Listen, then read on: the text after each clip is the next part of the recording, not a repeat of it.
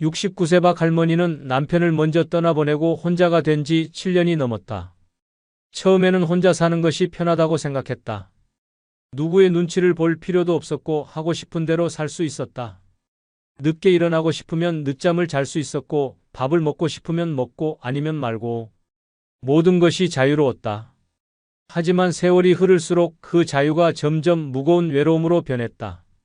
아침에 눈을 떠도 집안은 고요했다. 부엌에서 밥을 지어도 밥 짓는 소리만 울릴 뿐 함께 먹을 사람이 없었다. 창밖을 내다보면 지나가는 사람들은 다들 어딘가로 향하고 있었고 누구도 그녀를 찾지 않았다. 그나마 가끔 친구들과 만나는 날은 좋았다. 시장 근처 카페에서 만나 이런저런 이야기를 나누다 보면 시간 가는 줄 몰랐다. 하지만 모임이 끝나고 각자 집으로 돌아가는 순간 현실이 더욱 적막하게 다가왔다. 나도 누군가와 함께하는 삶을 살고 싶다. 그 생각이 머릿속을 떠나지 않았다. 그러던 어느 날 친구와 점심을 먹던 중 지인이 뜻밖의 제안을 했다. 박 여사, 좋은 사람 한 명 있는데 한번 만나볼래? 박 할머니는 순간 당황했다. 아이고, 이 나이에 무슨 소개야.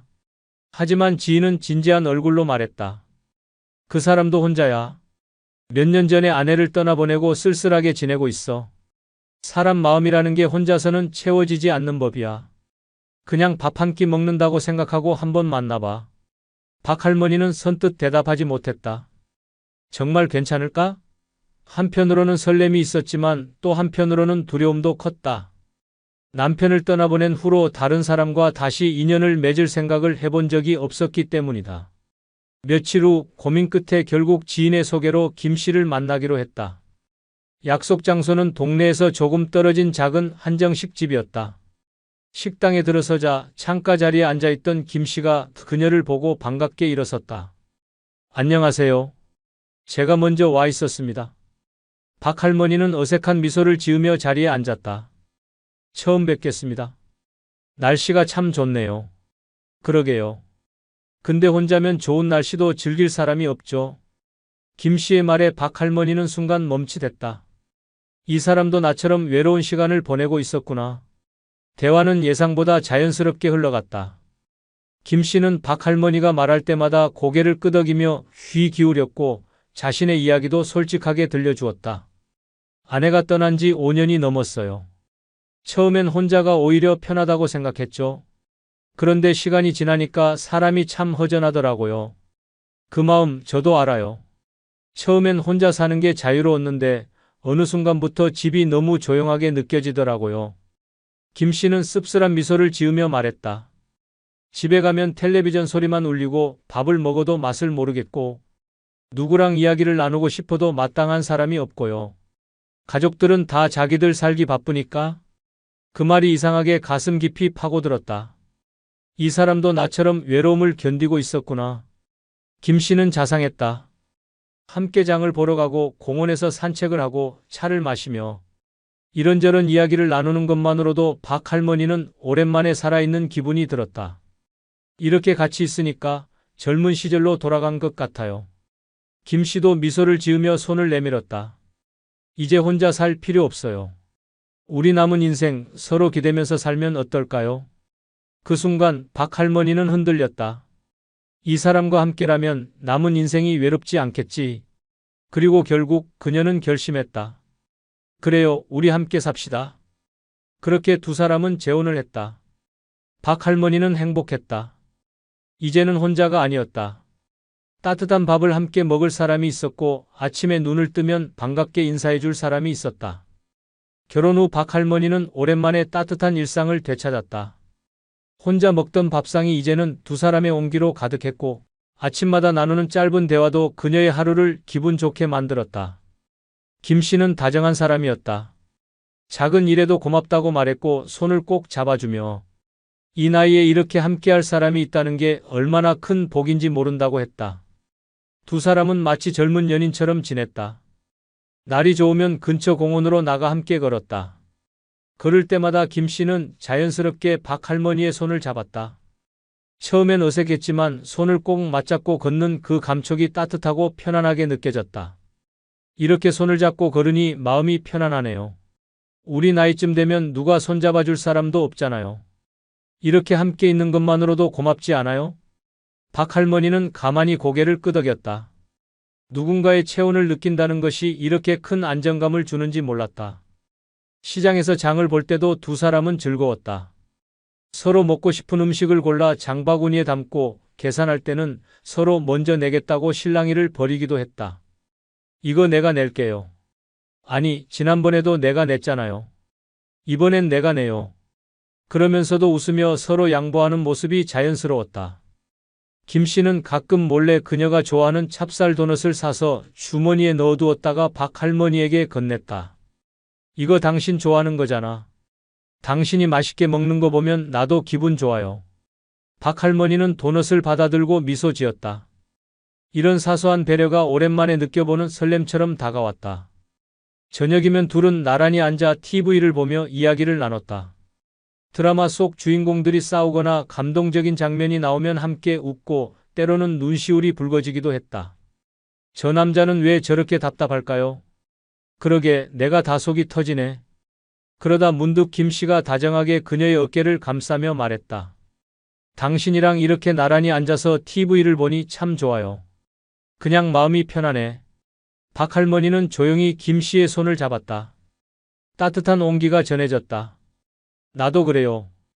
인생의 마지막을 이렇게 누군가와 함께 할 수 있다는 것만으로도 감사했다.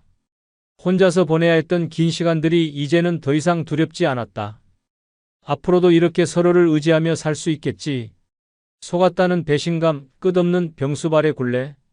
김 씨가 처음 기침을 하기 시작했을 때 박 할머니는 대수롭지 않게 생각했다. 나이가 들면 기관지가 약해질 수도 있고 단순한 감기일 거라고 넘겼다. 하지만 기침은 점점 깊어졌고 밤마다 김 씨가 헐떡이며 잠에서 깨는 일이 많아졌다. 침대 옆에서 그의 거친 숨소리를 들을 때마다 박 할머니는 불안감에 휩싸였다. 병원에 가봐야 하는 거 아니야? 아니야, 괜찮아. 그냥 피곤해서 그래. 김 씨는 손사래를 쳤다. 하지만 그럴수록 박 할머니는 이상한 기분이 들었다. 도대체 왜 저렇게까지 병원 가기를 꺼리는 걸까? 그러던 어느 날 김 씨가 손수건으로 입을 가리고 기침을 한 뒤 손수건을 펼치는 순간 박 할머니는 얼어붙었다. 붉은 피가 손수건을 물들고 있었다. 그제야 김 씨도 얼굴이 굳어졌다. 이제는 가야 해. 박 할머니는 단호했다. 김 씨를 거의 끌다시피 병원으로 데리고 갔다. 의사는 여러 가지 검사를 진행하며 심각한 얼굴을 했다. 검사가 끝날 때까지 몇 시간 동안 의자에 앉아 기다리는 동안 박 할머니는 손을 꼭 쥐었다. 설마 큰 병은 아니겠지.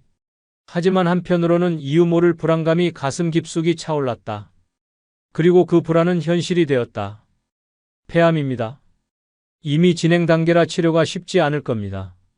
순간 주변의 소리가 사라졌다. 뭐라고요? 의사의 말이 선명하게 들렸지만 믿을 수 없었다. 말도 안 돼. 이렇게까지 진행될 때까지 몰랐다고요? 그러나 그때 김 씨의 표정을 본 순간 박 할머니는 깨달았다. 김 씨는 알고 있었다.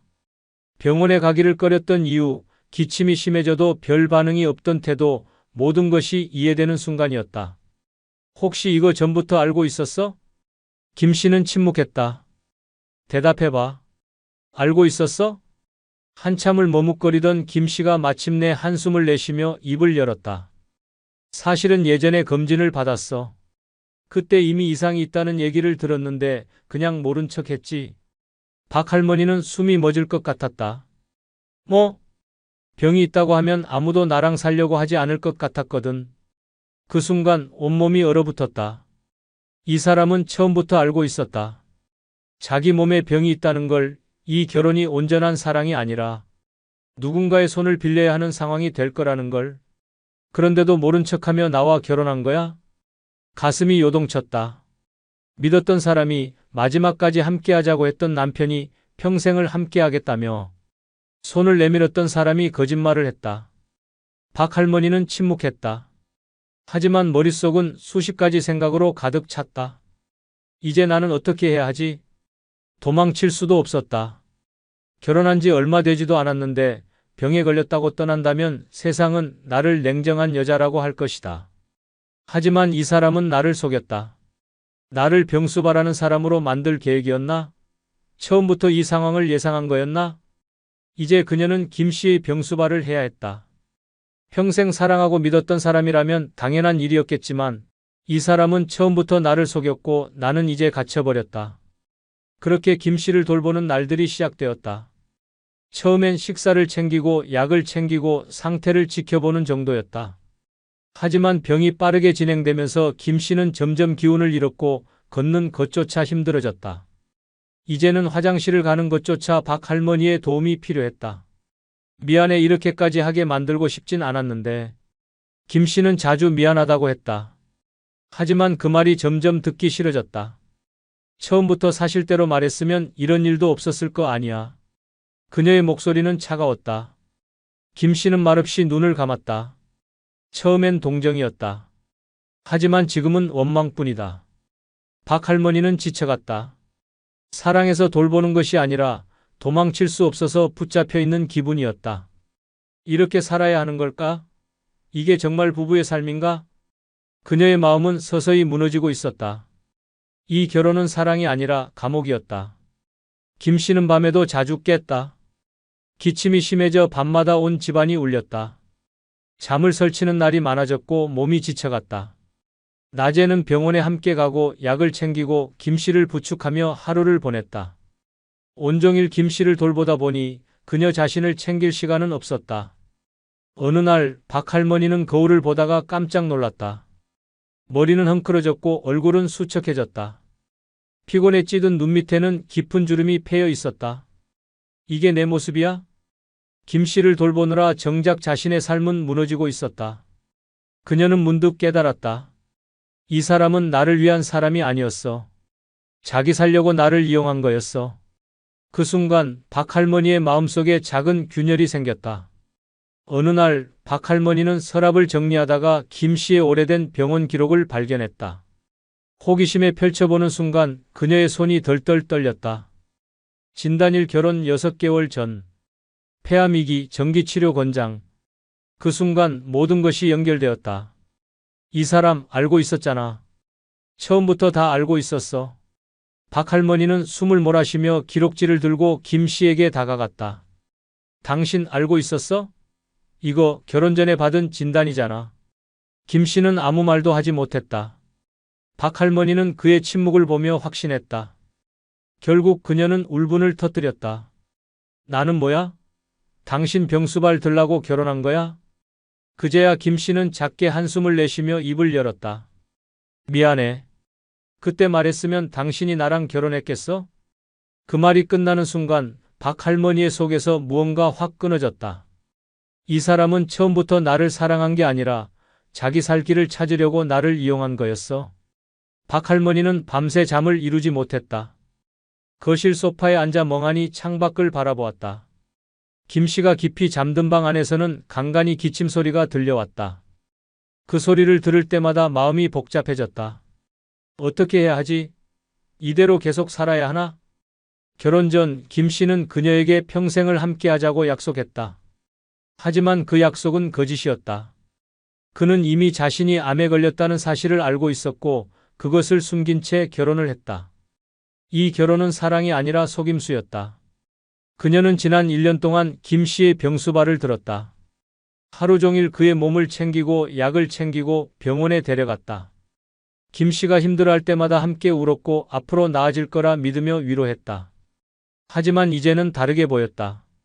이건 부부로서의 헌신이 아니라 나 혼자 희생하는 삶이야. 박 할머니는 주위를 둘러보았다. 거실에는 정리되지 않은 빨래가 쌓여 있었고 거울 속 그녀의 얼굴은 한눈에 봐도 피로와 스트레스로 가득 차 있었다. 거칠어진 피부, 깊어진 주름, 초췌한 표정. 이게 정말 내가 원했던 삶일까? 그녀는 김 씨를 사랑했었다. 하지만 사랑이라는 이유로 자신의 삶을 희생해야 할 이유는 없었다. 이 사람은 나를 속였고 그 대가를 내가 치르고 있었다. 그녀는 결심했다. 더 이상 이대로 살 수 없었다. 김 씨의 병을 걱정하기 전에 이제는 자신의 삶을 지켜야 했다. 다음 날 아침 김 씨가 힘겹게 몸을 일으키며 물었다. 어제 어디 갔었어? 밤에 안 보이길래. 박 할머니는 조용히 그를 바라보았다. 이제까지와는 다른 눈빛이었다. 당신과 할 얘기가 있어. 김 씨는 그녀의 표정을 보고 순간 불안해하는 기색이 역력했다. 왜 그래? 무슨 일인데? 박 할머니는 차분하게 입을 열었다. 우리 이혼해. 김 씨는 순간 말을 잃었다. 기침을 하려다 멈추고 믿을 수 없다는 듯이 그녀를 바라보았다. 뭐라고? 이제 더 이상은 못하겠어. 당신을 미워하는 건 아니야. 하지만 나는 내 인생을 지키고 싶어. 당신은 나를 속였고 나는 그 대가를 치르며 살았어. 이제 그만할래. 김 씨는 얼굴이 하얗게 질렸다. 아니, 그게 지금 이 상황에서 나를 버리겠다는 거야? 박 할머니는 흔들리지 않았다. 당신이 나를 속인 순간부터 이미 나는 혼자였어.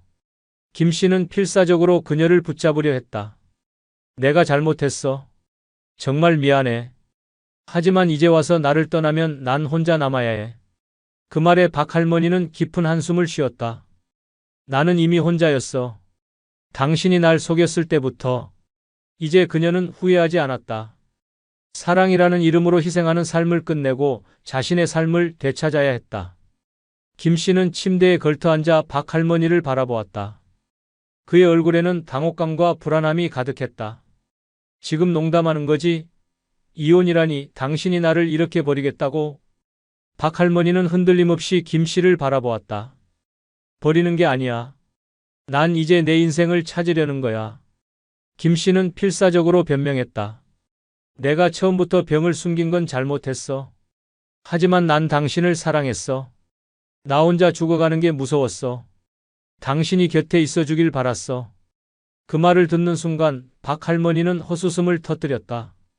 그래, 당신은 나를 사랑했겠지. 하지만 그 사랑 안에는 거짓이 있었어. 당신은 나를 속였고 나는 그 대가로 당신의 병수발을 들어야 했어. 그게 부부라고 생각해? 김 씨는 아무 말도 하지 못했다. 난 이제 깨달았어. 이건 사랑이 아니라 내 인생을 갉아먹는 희생이었어. 김 씨는 마지막으로 애원했다. 나 혼자 남으면 어떡하라고 제발 가지 마. 박 할머니는 더 이상 흔들리지 않았다. 이제 내 인생을 살고 싶어. 난 더 이상 누구의 희생양이 되고 싶지 않아. 그녀는 이미 마음을 정리한 상태였다. 더 이상 동정도 미련도 없었다. 그녀는 이 집을 떠나기로 했다. 짐을 싸는 동안 김 씨는 계속 그녀를 붙잡으려 했다. 하지만 박 할머니는 단호했다. 그녀는 작은 가방 하나만 들고 문 앞에 섰다. 잘 있어. 당신도 남은 시간 이제라도 솔직하게 살아. 그리고 문을 열었다. 밖으로 나서자 신선한 공기가 얼굴을 스쳤다. 밤마다 병간호로 지쳐있던 몸이 순간 가벼워지는 기분이었다. 그녀는 다시는 뒤돌아보지 않았다. 집을 떠나는 순간 그녀는 깨달았다. 사랑이란 서로를 속이며 묶어두는 것이 아니라 함께 있어도 자유로운 것이어야 했다. 이제 그녀는 자유였다. 그리고 앞으로 남은 인생 누구에게도 휘둘리지 않을 것이었다. 나이가 들면 혼자가 외롭고 그래서 재혼을 고민하는 사람들이 많습니다. 하지만 재혼 정말 신중하게 생각해야 합니다.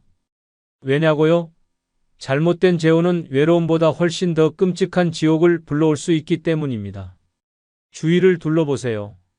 재혼하고 후회하는 사람들이 한둘이 아닙니다. 처음엔 함께하면 든든할 것 같았는데 현실은 정반대였습니다. 경제적인 부담, 건강 문제, 성격 차이, 자식들과의 갈등까지 기대했던 행복한 노후는커녕 매일이 스트레스와 후회의 연속이 되어버렸습니다. 내가 이럴 거면 그냥 혼자 사는 게 나았지. 이런 말이 입에서 나오기 전에 재혼이 정말 필요한지 다시 생각해 봐야 합니다. 사실 재혼하지 않아도 외롭지 않게 살 방법은 충분합니다. 오히려 혼자 살면서 자유를 누리고 내 인생을 온전히 즐기는 것이 훨씬 더 현명할 수도 있습니다. 오늘은 재혼 없이도 절대 외롭지 않게 오히려 더 즐겁고 활기차게 노년을 보내는 6가지 비법을 공개하겠습니다. 이 방법을 알면 혼자인 게 불행이 아니라 최고의 선택이었다는 걸 깨닫게 될 겁니다. 지금부터 재혼 없이도 절대 외롭지 않은 노년을 만드는 비결을 알려드립니다.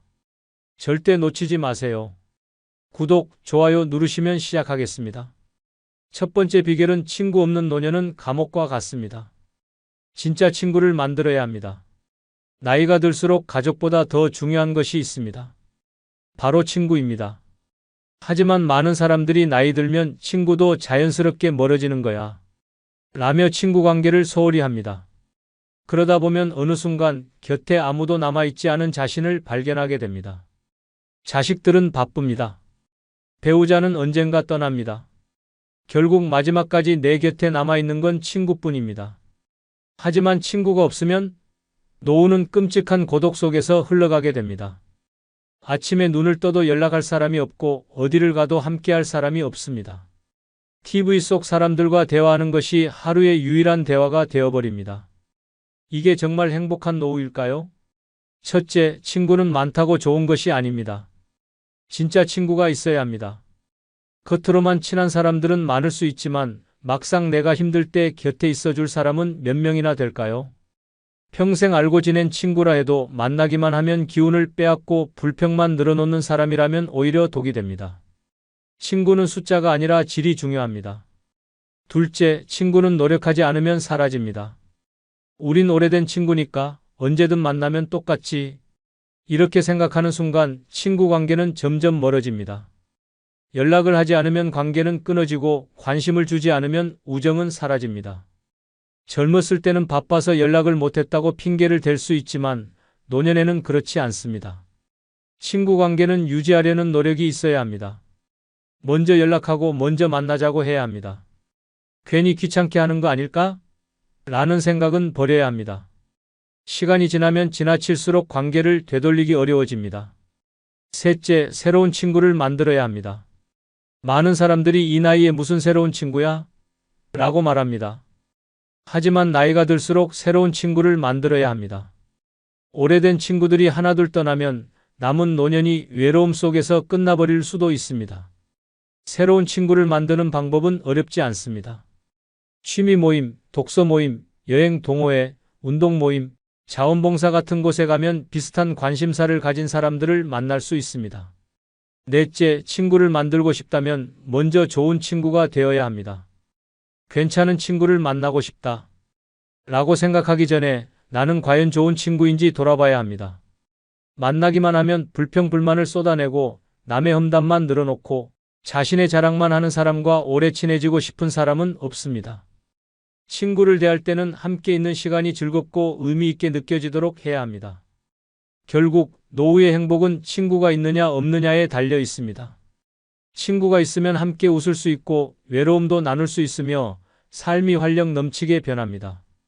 반대로 친구가 없으면 아무리 돈이 많아도 건강이 좋아도 결국은 외로운 삶을 살게 됩니다. 지금이라도 친구 관계를 정리하고 새로운 인연을 만들고 더 좋은 관계를 유지해야 합니다.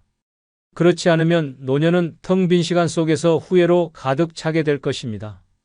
두 번째 비결은 노년은 끝이 아니라 새로운 시작입니다. 즐겁게 살아야 합니다. 많은 사람들이 이제 나도 늙었으니 조용히 살아야지 라고 말합니다. 하지만 이런 생각이야말로 노년을 무기력하고 지루하게 만드는 가장 위험한 함정입니다. 나이는 숫자에 불과합니다. 인생은 언제든 새롭게 시작할 수 있습니다. 노년을 어떻게 보내느냐에 따라 남은 인생이 지루한 기다림이 될 수도 있고 신나는 모험이 될 수도 있습니다. 첫째, 무조건 새로운 것을 시도해야 합니다. 이 나이에 뭘 새롭게 배워? 라고 생각하는 순간 삶은 점점 단조로워집니다. 새로운 경험이 없으면 하루하루가 반복될 뿐입니다. 새로운 취미를 가지면 인생이 달라집니다. 악기를 배워도 좋고 그림을 그려도 좋고 여행을 다녀도 좋습니다. 새로운 언어를 배워도 되고 평생 해보지 않았던 운동을 시작해도 됩니다. 새로운 것을 시도하는 순간 삶의 에너지가 다시 살아납니다. 둘째, 삶을 가볍게 바라봐야 합니다. 나이 들었으니 조심해야 해. 괜히 창피한 일 하면 안 돼. 이런 생각을 버려야 합니다. 즐겁게 사는 사람들은 걱정보다 지금 이 순간을 즐기는 법을 아는 사람들입니다. 젊었을 때는 가족을 위해, 일을 위해, 남의 시선을 위해 살았지만 이제는 오직 나를 위해 살아야 합니다. 하고 싶은 게 있다면 지금 해야 합니다. 언젠가라는 말은 결국 영원히 안 한다는 말과 같습니다. 셋째, 작은 것에서 행복을 찾아야 합니다. 많은 사람들이 큰 이벤트가 있어야만 즐겁다 라고 생각합니다. 하지만 노년의 삶은 소소한 행복이 쌓여야 합니다. 맛있는 음식을 먹는 것, 햇살 좋은 날 산책하는 것, 좋은 음악을 듣는 것, 예쁜 옷을 입고 거울을 보는 것, 이런 작은 기쁨들을 즐길 줄 알아야 합니다. 행복은 멀리 있지 않습니다. 지금 이 순간 내가 즐거움을 찾으려는 마음만 있다면 어디서든 행복해질 수 있습니다. 넷째, 웃음을 잃으면 인생도 재미없어집니다. 나이가 들면 점잖아야 한다. 라고 생각하는 것은 착각입니다. 점잖은 것도 좋지만 마음껏 웃을 수 있는 것이 더 중요합니다. 유머를 즐기고 가볍게 농담을 주고받고 사소한 일에도 크게 웃을 줄 알아야 합니다. 웃음이 많아지는 순간 인생도 가벼워지고 건강도 좋아집니다. 결국 노년을 어떻게 보내느냐는 스스로 선택하는 것입니다. 늙었으니 이제 조용히 살아야지 라고 생각하면 하루하루가 지루하고 의미 없이 흘러갑니다. 하지만 남은 인생을 더 신나게 살아야지 라고 생각하면 새로운 도전이 기다리고 있습니다. 노년은 끝이 아닙니다. 지금이야말로 진짜 나를 위해 살아야 할 시간입니다. 세 번째 비결은 갑자기 아플 때를 항상 대비해야 합니다. 나이가 들수록 언제 어디서 갑자기 몸이 아플지 모릅니다. 혼자 살고 있다면 더욱 대비가 필요합니다. 아무리 건강을 관리해도 예상치 못한 일이 생길 수 있습니다. 갑자기 어지러움이 몰려오거나 가슴이 답답해지거나 극심한 통증이 찾아온다면 어떻게 해야 할까요? 미리 준비하지 않으면 위급한 순간에 제대로 대처하지 못하고 큰일을 겪을 수도 있습니다. 첫째, 긴급 연락망을 만들어 두어야 합니다. 갑자기 몸이 아플 때 즉시 연락할 수 있는 사람을 정해두는 것이 중요합니다. 가까운 가족, 믿을 만한 친구, 이웃 등 최소 23명은 확보해야 합니다. 이들의 전화번호를 휴대전화 단축번호로 설정하고 집 전화기에도 메모해 두어야 합니다. 혹시 휴대전화를 사용할 수 없는 상황을 대비해 눈에 잘 보이는 곳에 연락처를 적어두는 것도 필요합니다.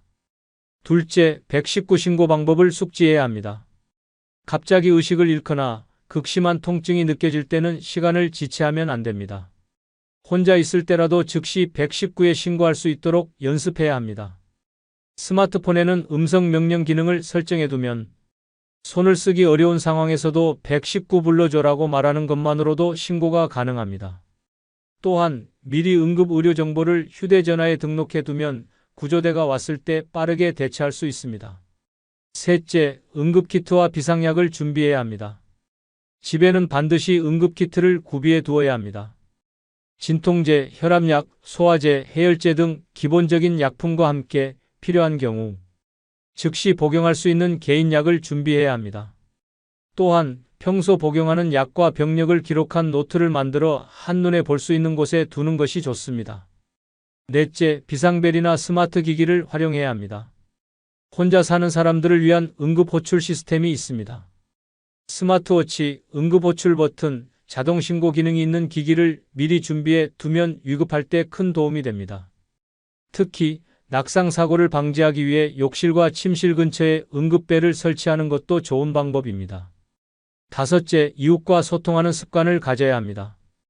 혼자 살더라도 가까운 이웃과 좋은 관계를 유지하는 것이 중요합니다. 며칠 동안 연락이 안 되면 찾아와 줄 수 있는 이웃이 있다면 응급 상황이 발생했을 때 더 빠르게 도움을 받을 수 있습니다. 결국 혼자 살면서도 안전하게 지내려면 미리 준비하고 대비하는 것이 필수입니다. 나는 아직 괜찮다 라고 방심하지 말고 지금부터라도 대비책을 마련해야 합니다. 그렇지 않으면 정말 위급한 순간에 아무런 도움도 받을 수 없게 될지도 모릅니다. 준비하는 사람이 안전한 노후를 보낼 수 있습니다. 지금 당장 대비책을 마련해야 합니다. 네 번째 비결은 외로움을 피하려면 할 일이 있어 바빠야 합니다. 나이가 들수록 가장 위험한 감정은 외로움입니다. 하지만 많은 사람들이 이 외로움을 해결하는 방법을 잘못 선택합니다. 어떤 사람들은 재혼을 결심하고 어떤 사람들은 자식들에게 집착하며 또 어떤 사람들은 아무런 의욕 없이 하루하루를 흘려보냅니다. 하지만 이렇게 살아가다 보면 결국 더 큰 허무함과 외로움 속에 빠지게 됩니다. 첫째, 하루를 무의미하게 보내면 외로움은 더욱 깊어집니다. 오늘도 그냥 TV나 보면서 보내야지. 이렇게 생각하며 시간을 흘려보내다 보면 어느 순간 살아가는 의미조차 희미해집니다.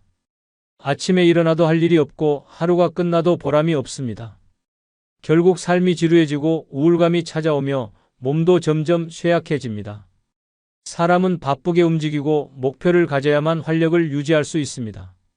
둘째, 외로움을 없애려면 반드시 재미있는 할 일을 찾아야 합니다. 노년에 가장 중요한 것은 돈도 사람도 아닌 내가 즐겁게 몰두할 수 있는 것입니다. 그림을 그리든 꽃을 가꾸든 책을 읽든 여행을 다니든 스스로를 설레게 하는 무언가가 있어야 합니다. 그렇지 않으면 그 외로움을 견디지 못하고 결국 다른 사람에게 의존하게 됩니다. 스스로를 바쁘게 만들지 않으면 외로움은 더욱 깊어질 수밖에 없습니다. 셋째, 취미를 가지면 사람도 자연스럽게 따라옵니다. 친구가 없어서 외로워. 이런 고민을 하는 사람들이 많습니다. 하지만 취미 생활을 하면 비슷한 관심사를 가진 사람들과 자연스럽게 연결됩니다. 독서 모임, 여행 동호회, 요리 교실, 운동 모임 같은 활동을 통해 새로운 인연을 만날 수 있습니다. 억지로 인간관계를 만들려고 하지 않아도 같이 무언가를 하다 보면 자연스럽게 좋은 사람들과 가까워질 수 있습니다. 넷째, 자식들에게 의존하면 오히려 관계가 멀어질 수 있습니다. 자식이 내 곁에 있어줘야 외롭지 않다. 이렇게 생각하는 부모들이 많습니다. 하지만 자식들은 이미 각자의 삶을 살아가고 있습니다. 노년의 자식에게 집착하면 오히려 관계가 부담스러워지고 점점 더 멀어지는 경우가 많습니다. 자식에게 기대는 것보다 내 인생을 채울 무언가를 찾는 것이 더 현명한 선택입니다. 결국 노년의 외로움은 주변 사람들이 해결해 주는 것이 아니라 내가 스스로 해결해야 합니다. 할 일이 없는 사람은 외롭고 무언가에 몰두하는 사람은 외롭지 않습니다. 이 나이에 뭘 새롭게 시작하겠어? 라는 생각을 버리고 지금이라도 새로운 도전을 시작해야 합니다. 외로움을 피하려면 반드시 내 삶을 바쁘게 만들어야 합니다. 그렇지 않으면 결국 후회 속에서 남은 인생을 보내게 될 것입니다. 다섯 번째 비결은 자존감을 잃는 순간 노후는 끝장난다. 입니다. 나이가 들면 자연스럽게 사람들의 관심에서 멀어집니다. 젊었을 때는 누구에게나 필요한 존재였지만 어느 순간부터는 저 사람은 늙었으니까라는 시선으로 평가받게 됩니다. 자식들에게도 사회에서도 점점 뒤로 밀려나는 기분이 들 때 많은 사람들이 이렇게 생각합니다. 나는 이제 쓸모없는 사람이 되었구나. 하지만 이것은 가장 위험한 착각입니다. 사람은 나이가 들어도 여전히 존중받아야 하며 스스로를 귀하게 여겨야 합니다. 자존감을 잃는 순간 노후는 진짜 힘들어집니다. 첫째, 나이가 들었다고 해서 스스로를 포기하면 안 됩니다. 나이가 들면 당연히 몸이 예전 같지 않고 기억력도 조금씩 떨어집니다. 하지만 나는 이제 늙었으니까 아무것도 못한다라고 생각하는 순간부터 정말로 아무것도 못하게 됩니다. 나이가 많아도 자신을 가꾸고 새로운 것을 배우며 적극적으로 살아가는 사람들은 여전히 빛이 납니다. 자존감을 지키는 사람과 그렇지 않은 사람의 노후는 하늘과 땅 차이입니다. 둘째, 외모를 관리하는 것은 선택이 아니라 필수입니다. 어떤 사람들은 이 나이에 무슨 꾸밈이야? 라고 생각하며 스스로를 방치합니다. 하지만 외모를 가꾸는 것은 단순한 치장이 아닙니다. 스스로를 소중하게 여긴다는 신호입니다. 헝클어진 머리, 낡은 옷을 입고 다니는 사람과 단정하게 자신을 가꾸는 사람을 대하는 사회의 태도는 완전히 다릅니다. 아무리 나이가 들어도 깔끔한 옷을 입고 머리를 정리하고 단정한 인상을 유지하는 것이 사람들에게 존중받는 첫걸음입니다. 셋째, 스스로를 자식들의 그림자로 만들면 안 됩니다. 어떤 부모들은 내 삶은 이미 끝났으니 이제 자식들이 잘 되기만 하면 된다. 라고 생각하며 자신의 인생을 포기합니다. 하지만 이렇게 살다 보면 결국 자식들에게도 짐이 되고 내 삶도 무너집니다. 자식이 중요하지만 내 인생도 여전히 중요합니다. 자식이 결혼을 하든 독립을 하든 나는 나대로 내 삶을 살아야 합니다. 자식에게 모든 걸 걸고 살면 나중에는 허무함과 외로움만 남게 됩니다. 넷째, 돈을 쓰는 방식도 자존감과 연결됩니다. 노인이 되었다고 해서 무조건 아끼고 절약하는 것만이 답은 아닙니다. 필요할 때는 자신을 위해 돈을 써야 합니다. 좋은 옷을 사고 맛있는 음식을 먹고 즐거운 경험을 위해 소비하는 것이 중요합니다. 자신을 위해 돈을 쓰는 것이 사치가 아니라 자존감을 지키는 방법입니다. 결국 노년의 삶에서 가장 중요한 것은 내가 나를 어떻게 생각하느냐입니다. 스스로를 가치 없는 사람처럼 대하면 다른 사람들도 그렇게 대합니다. 반대로 자신을 소중하게 여기고 당당하게 살면 주변에서도 나를 함부로 대하지 못합니다. 자존감을 잃지 않는 것이야말로 노후를 외롭지 않게 만드는 가장 중요한 비결입니다. 여섯 번째 비결은 돈 쓰는 법을 바꾸지 않으면 노후는 비참해진다입니다. 나이가 들수록 가장 위험한 것은 돈을 잘못 쓰는 일입니다. 돈이 많아도 함부로 쓰면 금방 바닥나고 돈이 적어도 잘 관리하면 평생 부족함 없이 살 수 있습니다. 하지만 많은 사람들이 젊었을 때처럼 돈을 쓰다가 노년에 가서 후회합니다. 첫째, 돈을 쉽게 빌려주면 안 됩니다. 자식이든 친구든 한 번만 도와줘라는 말에 쉽게 지갑을 열었다가는 결국 내 노후가 망가집니다. 자식에게 돈을 빌려줬다가 돌려받지 못하는 경우는 너무나 흔한 일입니다. 처음에는 미안해하지만 나중에는 오히려 어차피 부모 돈인데 왜 이렇게 야박해? 라는 태도로 나옵니다. 특히 나중에 갚을게라는 말은 절대 믿어서는 안 됩니다. 대부분의 경우 그 돈은 돌아오지 않습니다. 둘째, 사기와 유혹에 쉽게 넘어가면 위험합니다.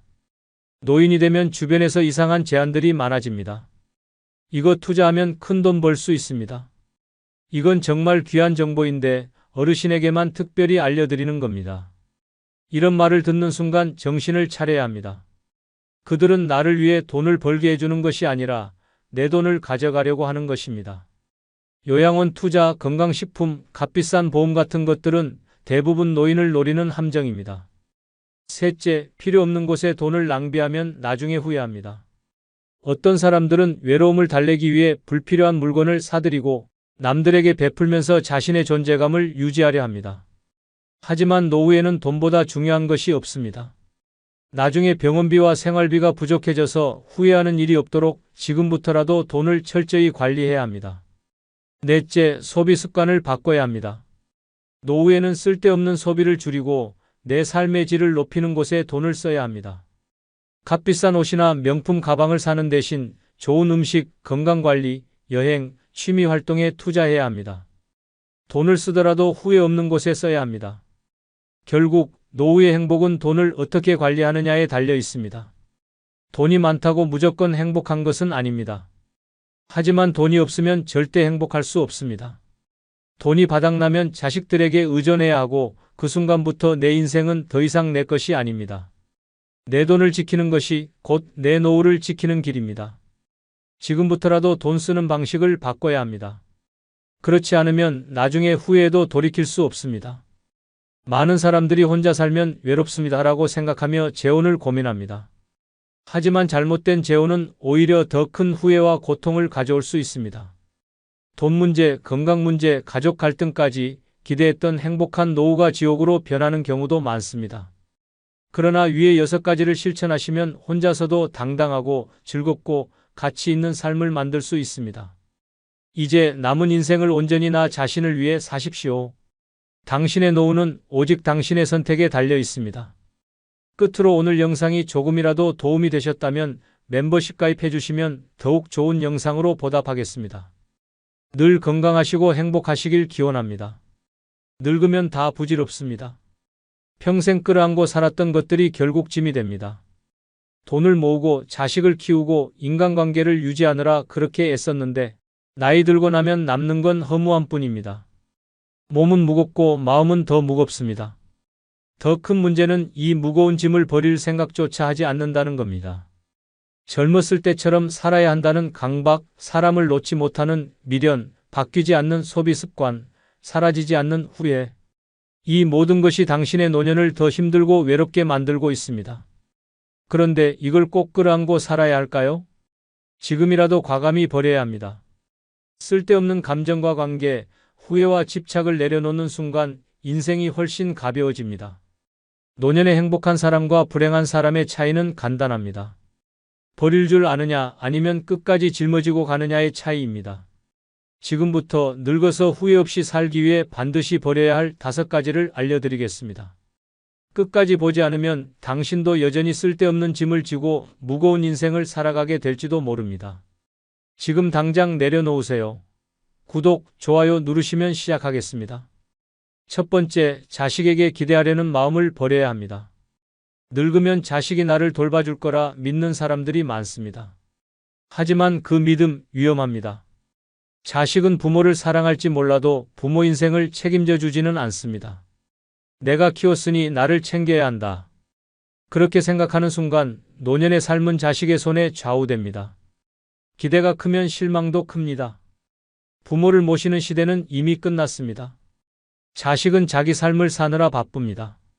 부모가 외롭다고 힘들다고 해서 무조건 곁에서 돌봐줄 수 없습니다.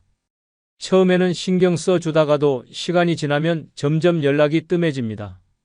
서운함이 쌓이고 원망이 시작됩니다. 결국 부모 자식 간의 관계는 멀어지고 남는 것은 허탈함 뿐입니다. 더 큰 문제는 자식에게 집착하는 순간 인생이 좁아진다는 것입니다. 자식이 찾아오기를 기다리고 연락을 기다리면서 하루를 보냅니다. 스스로 할 수 있는 일도 자식이 해주길 바라면서 점점 무기력해집니다. 자식이 자신의 인생을 살아가는 것이 아니라 부모의 기대를 짊어지는 순간 부담이 됩니다. 결국 자식도 피곤해지고 부모도 외로워집니다. 경제적으로 자식에게 기대는 것도 위험합니다. 자식이 나를 부양해야 한다. 이렇게 생각하는 순간 자식과 부모의 관계는 돈으로 얽히게 됩니다. 자식도 부담스럽고 부모도 위축됩니다. 결국 부모는 눈치를 보며 살아야 하고 자식은 부모를 부담스러워하며 피하게 됩니다. 이런 관계가 계속되면 노년의 삶은 더 비참해질 수밖에 없습니다. 지금부터라도 자식에게 기대는 마음을 버려야 합니다. 자식이 챙겨주면 감사한 것이지 당연한 것이 아닙니다. 자식에게 의존하는 순간 내 삶은 내 것이 아니게 됩니다. 기대하지 않으면 서운할 일도 없습니다. 자식이 찾아오면 반갑고 오지 않으면 내 할 일을 하면 됩니다. 노년의 삶은 자식이 책임지는 것이 아니라 내가 책임지는 것입니다. 자식에게 기대는 마음을 내려놓는 순간 삶이 더 가벼워집니다. 기대하지 않으면 실망도 없습니다. 이제부터라도 내 삶을 내 손으로 살아야 합니다. 그럼 자식에게 기대했다가 비참해진 노인의 현실을 담은 실제 사례 한 편을 소개하겠습니다. 박 할머니는 평생 가족을 위해 헌신하며 살았습니다. 젊었을 때부터 자식만 잘 되면 내 인생은 성공한 거다라는 생각으로 살아왔습니다. 허리 한번 제대로 펴지 못하고 손에 물마를 날 없이 자식들을 뒷바라지했습니다. 좋은 대학 보내고 결혼시키고 집 사는 데까지 보태주었습니다. 자식이 잘 되면 결국 부모에게도 돌아올 거라 믿었습니다. 하지만 현실은 달랐습니다. 남편이 세상을 떠나고 혼자가 된 후 박 할머니는 자식들에게 자연스럽게 의지하려 했습니다. 이제는 자식들이 나를 챙겨주겠지. 하지만 기대는 한순간에 무너졌습니다. 큰아들은 바빴습니다. 전화 한 통 없이 몇 달이 지나갔습니다. 겨우 연락이 닿으면 엄마, 요즘 너무 바빠서 그래. 다음에 연락할게. 라는 말뿐이었습니다. 며느리는 더 심했습니다. 명절 때 찾아가도 바쁘신데 그냥 집에서 쉬시지 그러셨어요? 라는 말과 함께 은근한 눈치를 줬습니다. 작은 아들에게 기대를 걸었지만 거기도 마찬가지였습니다. 돈이 필요할 때만 연락을 했습니다. 엄마, 급한데 좀 도와줄 수 있어? 몇 번이고 도와줬지만 나중에는 내가 언제 돈 빌렸어? 라며 오히려 짜증을 냈습니다. 더 큰 문제는 몸이 아프기 시작하면서였습니다. 무릎이 아파 제대로 걷지도 못하고 허리는 점점 구부러졌습니다. 병원에 갈 때마다 누군가 좀 도와줬으면 했지만 자식들은 아무도 신경 쓰지 않았습니다. 결국 혼자서 병원 문을 나서며 깨달았습니다. 나는 내 인생을 자식들에게 맡겼지만 자식들은 나를 책임질 생각이 없었구나. 평생 희생한 대가가 겨우 이거였다는 사실이 억울하고 서러웠습니다. 이제는 늦었습니다. 이미 모든 걸 자식들에게 줬고 남은 건 몸 하나뿐이었습니다. 자식들에게 기대하려 했던 순간부터 노년의 인생은 무너진 것이나 다름없었습니다. 자식은 부모를 사랑할지 몰라도 부모의 인생을 책임져 주지는 않습니다. 부모의 기대는 자식에게는 부담이 될 뿐입니다. 결국 노년의 삶은 자식이 아닌 자기 자신이 책임져야 합니다. 기대하지 않으면 실망도 없습니다. 자식에게 의지하는 순간 불행은 시작됩니다. 두 번째, 쓸데없는 인간관계를 버려야 합니다. 나이가 들수록 인간관계가 많을수록 좋다고 생각하는 사람들이 있습니다. 하지만 그 관계 정말 필요합니까? 오래된 인연이라고 무조건 붙잡고 있어야 하는 것은 아닙니다. 나를 지치게 하는 사람들, 불편한 관계들을 유지하는 것은 오히려 노년을 더 힘들게 만들 뿐입니다. 만날 때마다 기운이 빠지는 사람이 있습니다.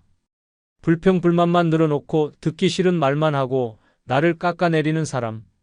이런 사람들과의 관계를 유지하는 것이 과연 무슨 의미가 있습니까? 나이가 들수록 남은 시간이 더 소중합니다. 이런 사람들에게 시간을 빼앗기는 것은 스스로를 갉아먹는 것과 같습니다. 필요할 때만 연락하는 사람도 있습니다. 돈이 필요할 때, 부탁할 일이 있을 때만 전화하는 사람들. 하지만 내가 힘들 땐 아무런 관심도 없습니다. 이런 사람을 친구라고 부를 수 있습니까? 젊었을 때는 이런 관계를 유지하며 살았을지 모르지만 이제는 다릅니다. 이제 남은 시간은 나를 위한 시간이 되어야 합니다. 자식보다 친구가 더 중요하다는 말이 있습니다. 맞는 말입니다. 하지만 진짜 친구가 아니라면 오히려 혼자가 더 낫습니다. 억지로 관계를 유지하는 것보다 혼자서 편하게 사는 것이 더 행복할 수 있습니다. 불필요한 모임, 의무적인 만남, 가식적인 관계는 이제 정리해야 합니다. 노년은 억지로 어울리는 것이 아니라 나와 잘 맞는 사람들과 편하게 지내는 것이 더 중요합니다. 관계를 버리는 것이 외로움을 의미하는 것은 아닙니다. 오히려 불필요한 관계를 정리해야 진짜 좋은 인연이 남습니다. 스트레스를 주는 사람, 나를 힘들게 하는 사람을 끊어내면 내 주변에는 오롯이 나를 아껴주는 사람들만 남게 됩니다. 그리고 나에게 필요한 사람들과 새로운 인연을 만들 기회가 생깁니다. 지금까지 그래도 오랜 인연인데 혼자 있긴 싫으니까 이런 이유로 불필요한 인간관계를 유지해왔다면 이제 그럴 필요 없습니다.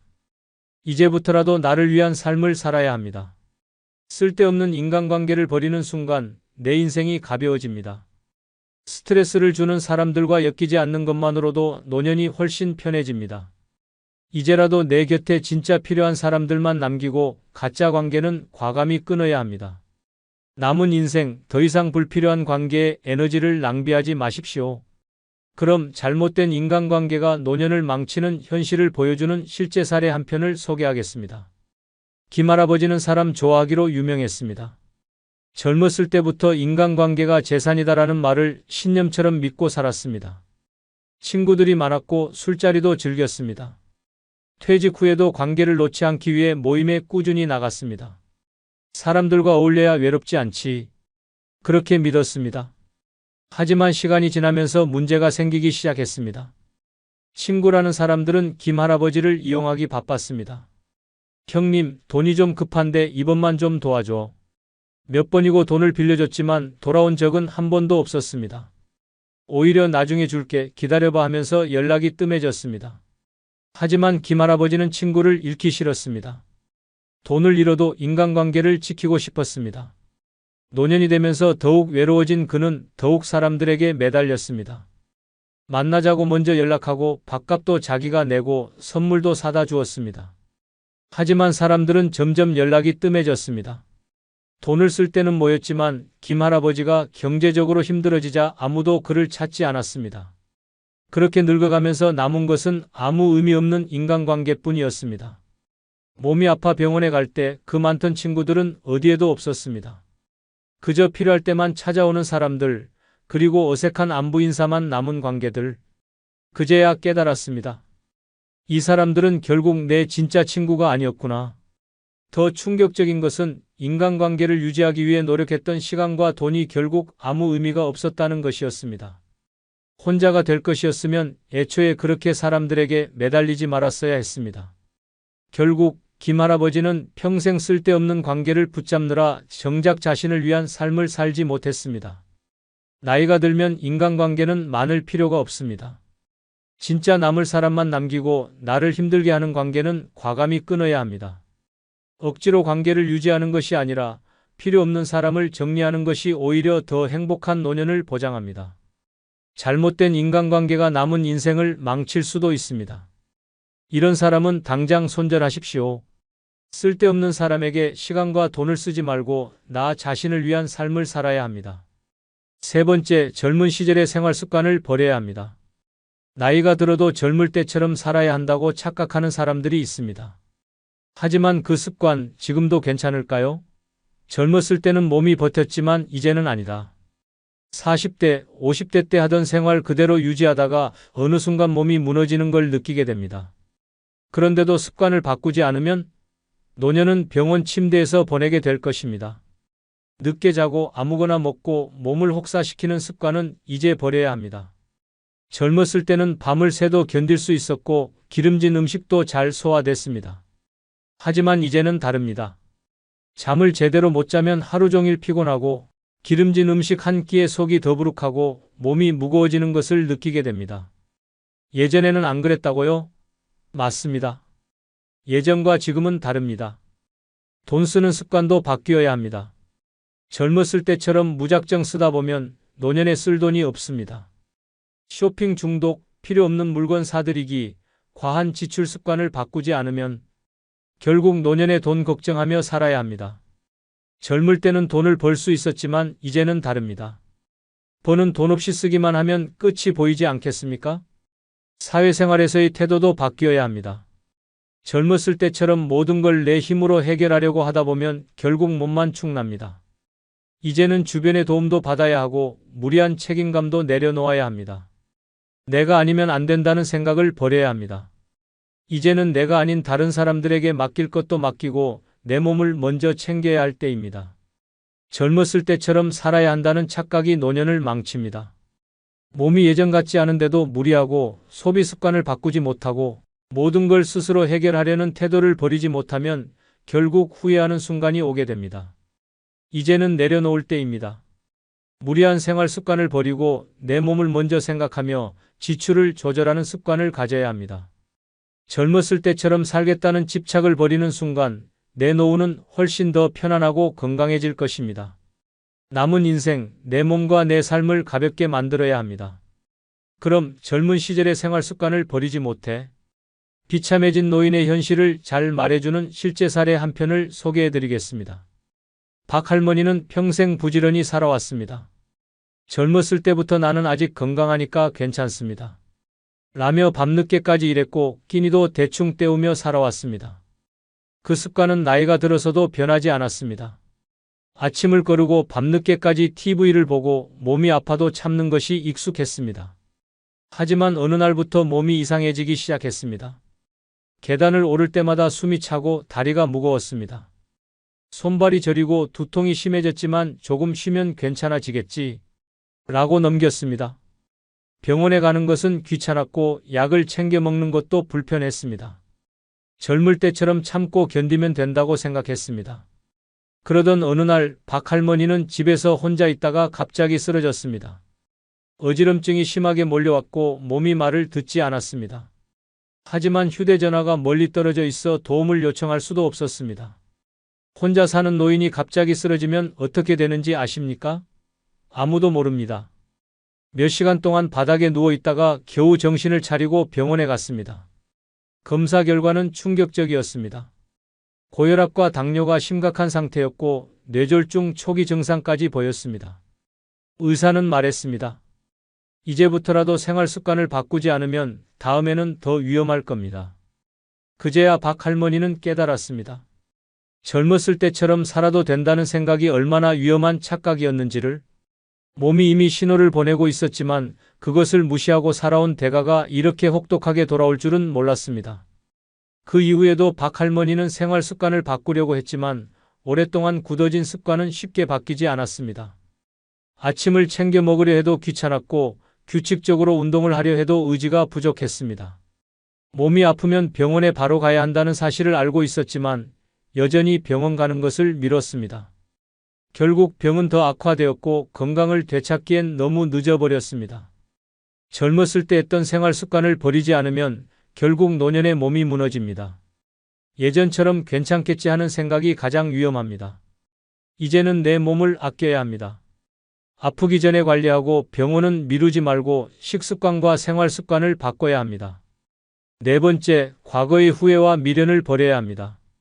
나이가 들면 자연스럽게 과거를 돌아보게 됩니다. 하지만 문제는 그 과거에 갇혀버리는 것입니다. 그때 이렇게 했어야 했는데 내가 왜 그 선택을 했을까 이런 후회가 머릿속을 떠나지 않습니다. 결국 하루 종일 과거의 실수를 곱씹고 잃어버린 기회를 아쉬워하며 시간을 흘려보내게 됩니다. 하지만 후회한다고 달라지는 것은 아무것도 없습니다. 후회는 독입니다. 한 번 빠지면 끝이 없습니다. 자식들에게 더 잘해줬어야 했나? 돈을 좀 더 모아둘 걸 그랬나? 그때 다른 길을 선택했어야 했나?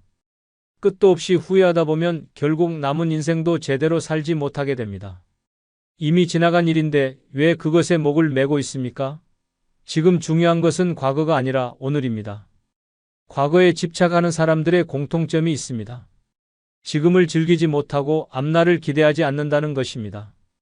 하루 종일 예전 이야기만 반복하며 같은 후회를 되새기면서 결국 아무것도 하지 않은 채 나이 들어갑니다. 이렇게 살다 보면 노년의 마지막 순간에도 후회만 남게 됩니다. 미련을 버리지 못하면 사람도 놓지 못합니다. 이미 멀어진 사람, 나를 떠난 사람, 더 이상 인연이 아닌 사람들을 잊지 못하고 계속 붙잡고 있습니다. 하지만 생각해 보십시오. 그 사람이 지금 내 곁에 없다는 것은 이미 내 삶에서 필요 없는 사람이 되었기 때문입니다. 떠난 사람은 떠난 대로 보내고 남아있는 사람들과의 관계를 더 소중히 해야 합니다. 이제 후회는 그만해야 합니다. 이미 지나간 시간은 되돌릴 수 없습니다. 지금 이 순간을 즐기지 못하면 미래에도 또 후회할 것입니다.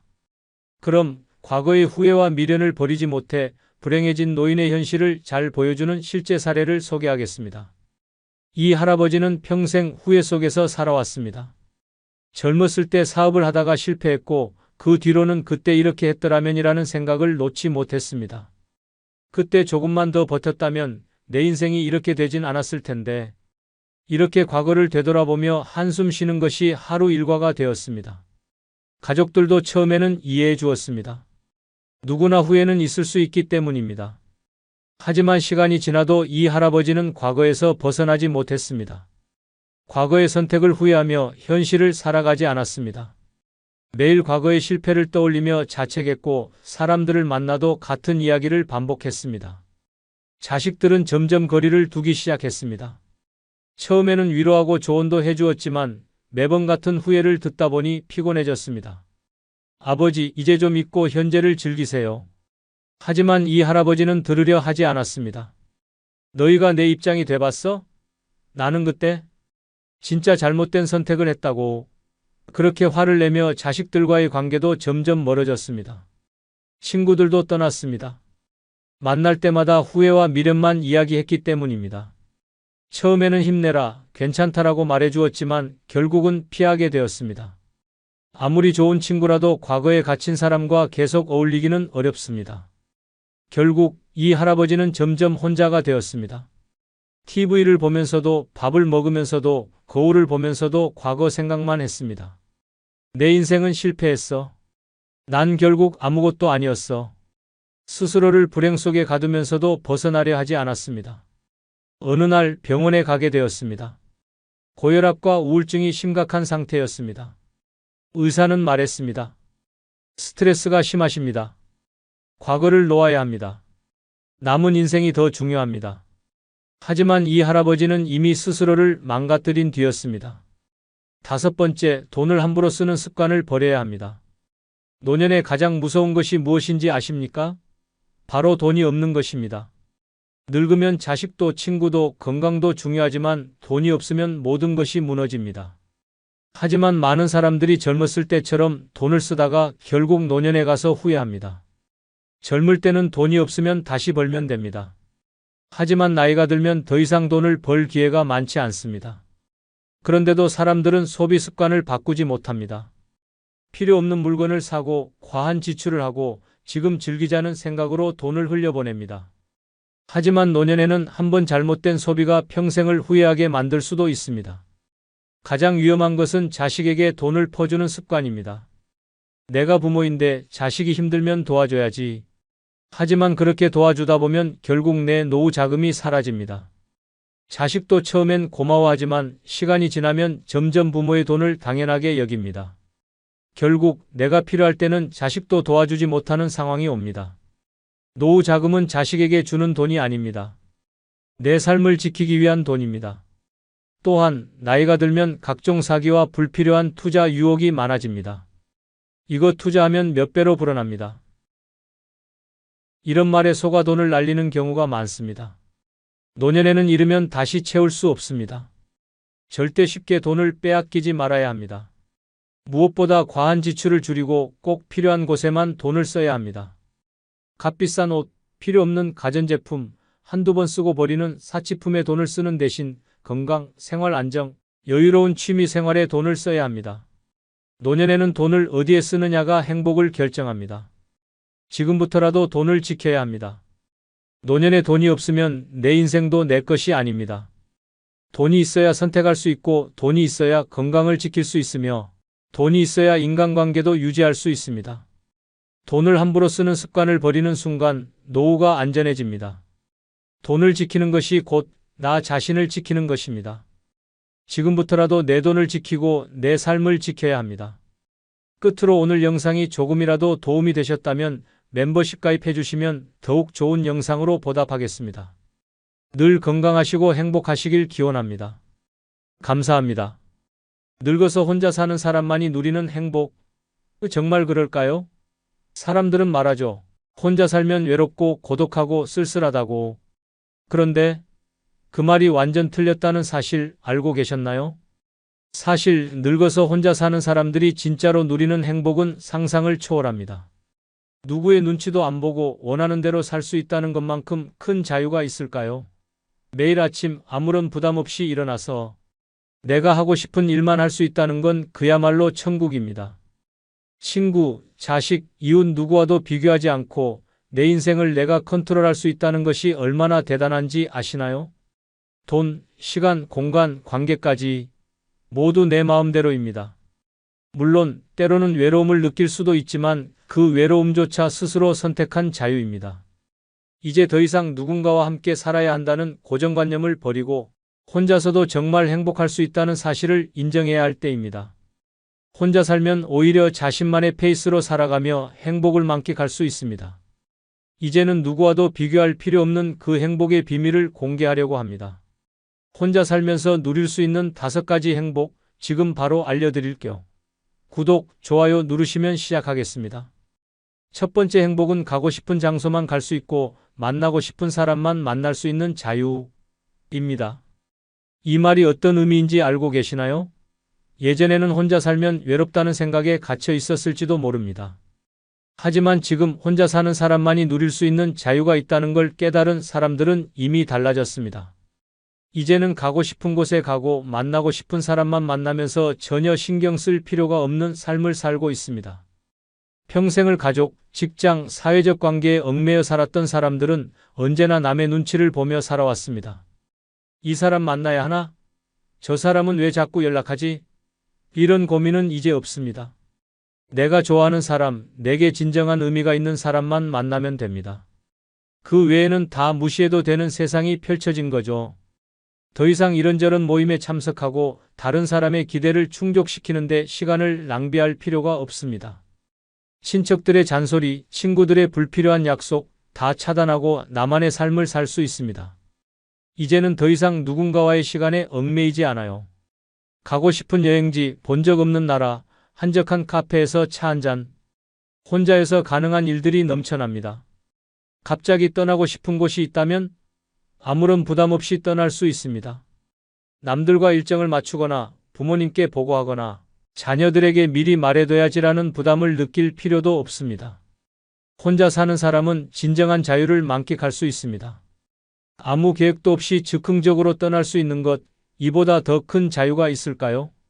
이제는 내 마음대로 살고 내 생각대로 결정하는 삶이 가능합니다. 떠나고 싶을 때 떠나고 만나고 싶은 사람만 만나는 그런 자유. 그동안 이런 건 나만 할 수 있을까?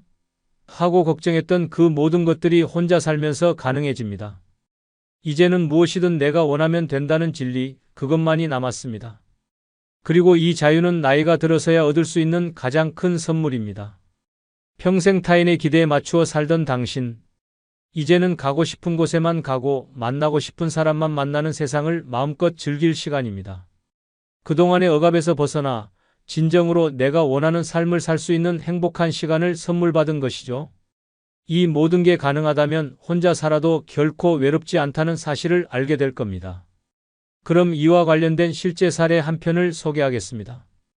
김할머니는 혼자 살아보니 진정한 자유가 무엇인지 깨달았습니다. 그중 하나가 바로 모임을 골라서 갈 수 있다는 것이었습니다. 결혼 후 오랜 세월 김할머니는 가족과 자식들의 일정에 맞춰 살았습니다. 친척들의 모임, 이웃들과의 만남, 심지어 친구들과의 약속도 자주 본인의 욕구를 억제하며 다른 사람들을 위해 조율했습니다. 이 사람은 가야 한다. 저 사람은 가면 안 된다라는 말들이 김할머니의 삶에 깊숙이 자리 잡고 있었죠. 하지만 이제 혼자 살면서 모임을 스스로 선택할 수 있는 자유를 얻게 되었습니다. 예전엔 가고 싶지 않은 모임에 억지로 나갔던 김할머니는 이제 진짜 가고 싶은 곳만 고르고 만날 사람만 만나게 되었습니다. 어떤 모임에 가느냐가 그녀의 하루를 결정짓는 중요한 선택이 된 것입니다. 가장 큰 변화는 불필요한 사회적 의무를 버리고 자신이 좋아하는 사람들과만 시간을 보내게 되었다는 점입니다. 김할머니는 이제 기존의 친척 모임이나 억지로 가야만 했던 행사들을 피하고 자신이 진심으로 즐길 수 있는 취미 모임이나 친구들과의 만남을 우선시합니다. 이 사람을 만나야 한다는 강제성 없이 자신의 기분과 에너지에 맞는 사람들만 골라 만나는 자유를 누리고 있습니다. 그리고 만나고 싶은 사람만 만나는 삶도 그녀에게는 큰 행복이었습니다. 김할머니는 그동안 어떤 사람에게도 맞춰야만 한다는 압박감을 항상 느꼈습니다. 하지만 이제는 진짜 자신이 좋아하는 사람들과만 시간을 보냅니다. 예전엔 친척들과 다른 이웃들과 억지로 맞추던 약속을 깨고 자신이 정말 좋아하는 친구와만 대화합니다. 그녀는 자신의 일정을 스스로 조정하며 더 이상 누구의 눈치도 보지 않습니다. 이 나이에 이런 자유를 누리게 될 줄은 몰랐어요.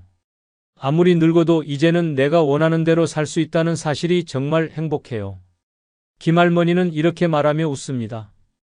혼자 살면서 얻은 자유가 이제 그녀의 삶의 큰 기쁨이 된 것이죠.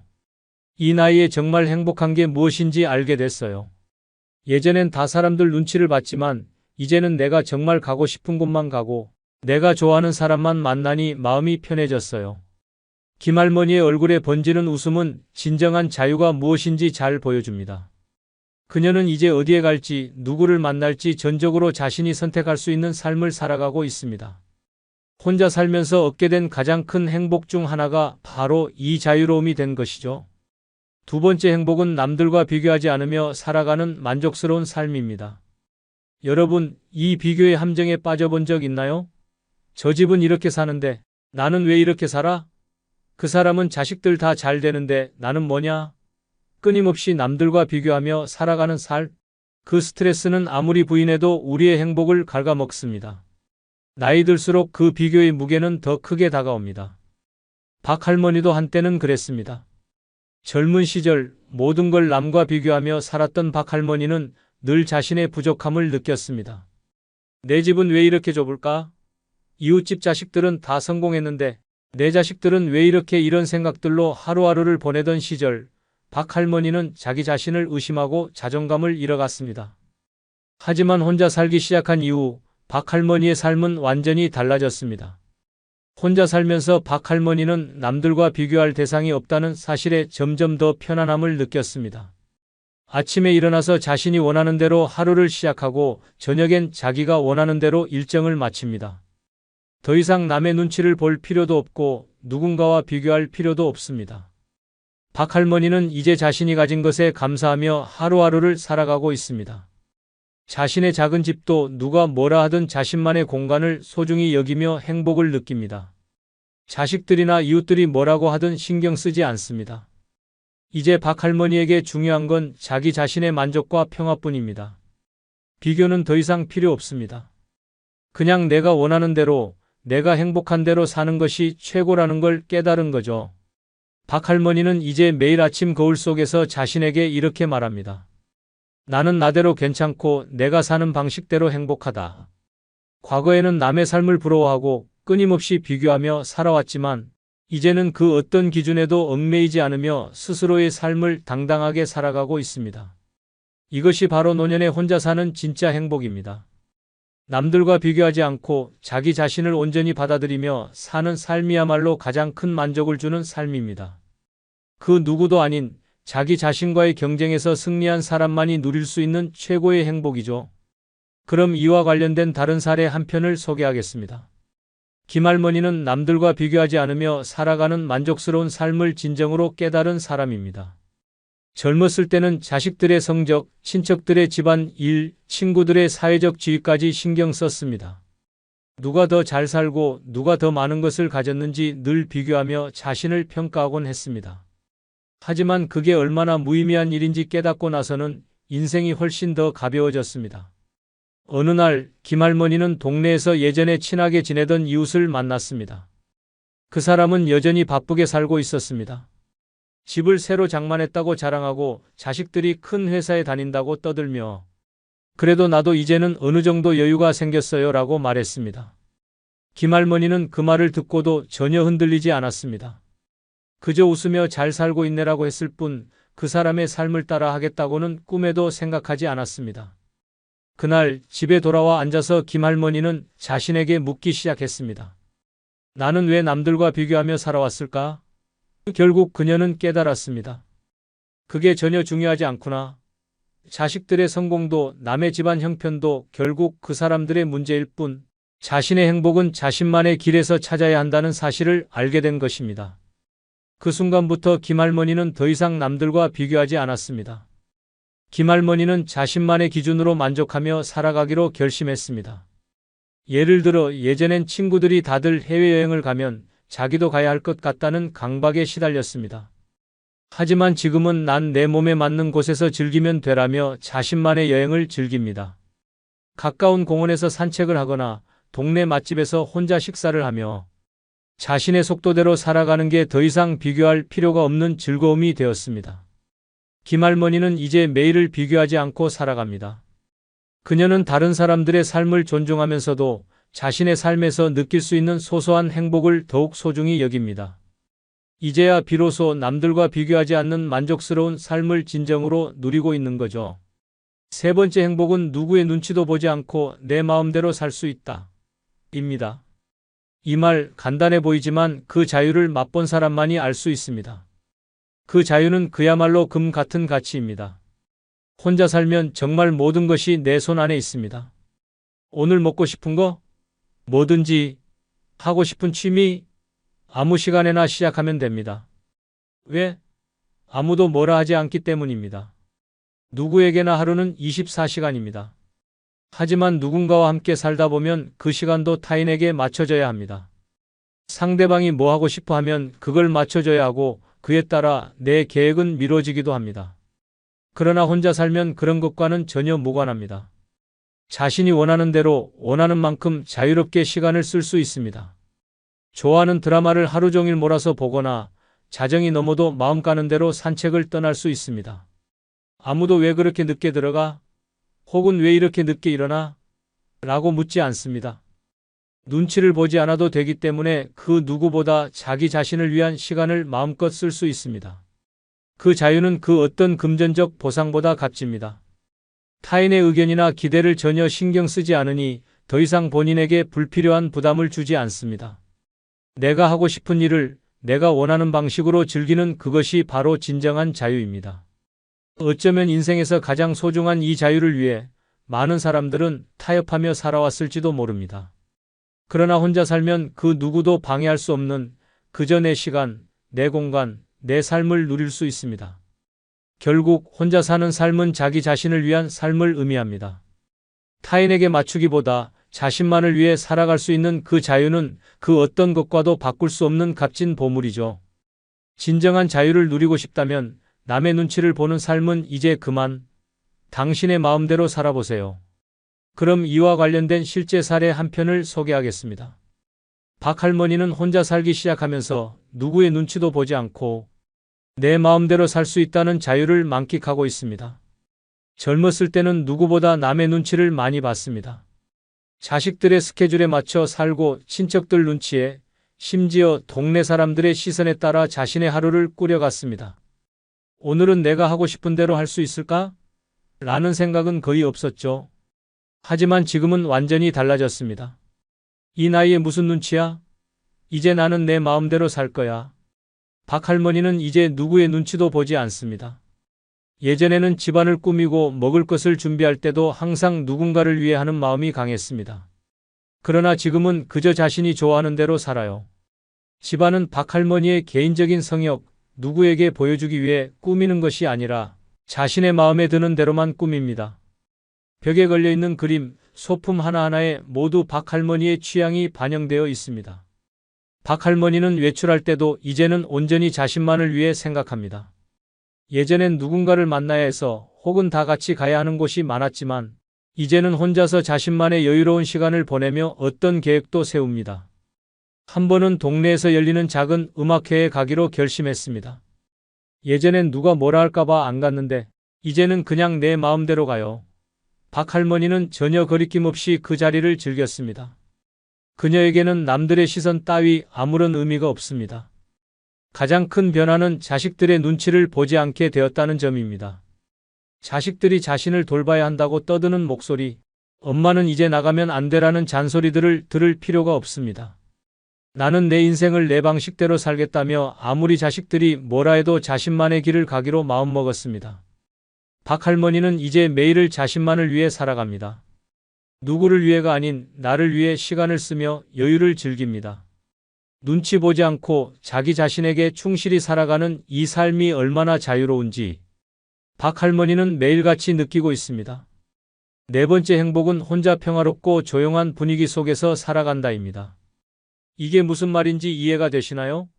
모든 사람들이 남의 시선을 의식하며 살아가야 한다는 강박에 시달리지만 혼자 살게 되면 바로 그 모든 것에서 해방됩니다.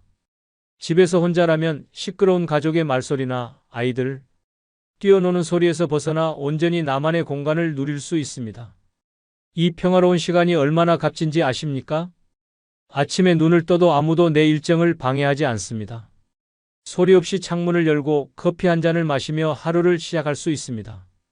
누구의 얼굴을 보고 미소 지을 필요도 없고 피곤한 표정을 감출 필요도 없습니다. 아침, 점심, 저녁 모든 식사를 내가 원하는 대로 조용히 즐길 수 있습니다. 이 얼마나 큰 축복입니까? 누구와의 대화를 걱정할 필요 없이 나는 나만의 시간을 보낼 수 있습니다. 혼자 사는 집은 내 마음대로 꾸밀 수 있는 공간입니다. 문을 닫고 아무도 들어오지 않게 하면 내가 원하는 분위기와 향기로 가득 채울 수 있습니다. 내 취향에 맞는 음악을 크게 틀어놓고 내가 좋아하는 영화나 드라마를 몰입해서 볼 수 있습니다. 누가 방해할까봐 신경 쓸 필요도 없습니다. 전부 내 스타일로 내 페이스대로 살아갈 수 있습니다. 이 조용한 공간에서 내가 원하는 대로 시간을 흘려보낼 수 있다는 것, 그것만으로도 행복한 삶이 됩니다. 그리고 가장 중요한 점은 이 조용한 시간들이 나를 진정으로 치유한다는 것입니다. 끊임없이 사람들과의 관계를 맺고 외부 세계와 소통하는 것도 중요하지만 때로는 아무런 소음도 없이 혼자 있는 시간이 내면의 소리를 듣는 시간입니다. 스스로를 돌아보고 잊고 있던 나의 꿈이나 목표를 다시 찾을 수 있습니다. 남의 의견이나 평가에 흔들리지 않고 내 마음속에서 나오는 소리에 귀 기울이는 것만큼 중요한 일이 있을까요? 혼자 살면서 누리는 평화로운 시간, 이것이 바로 혼자서만 느낄 수 있는 진정한 행복입니다. 사람들과의 관계가 때로는 피곤하고 나를 지치게 만든다면 그 어느 때보다 혼자 있는 시간이 소중합니다.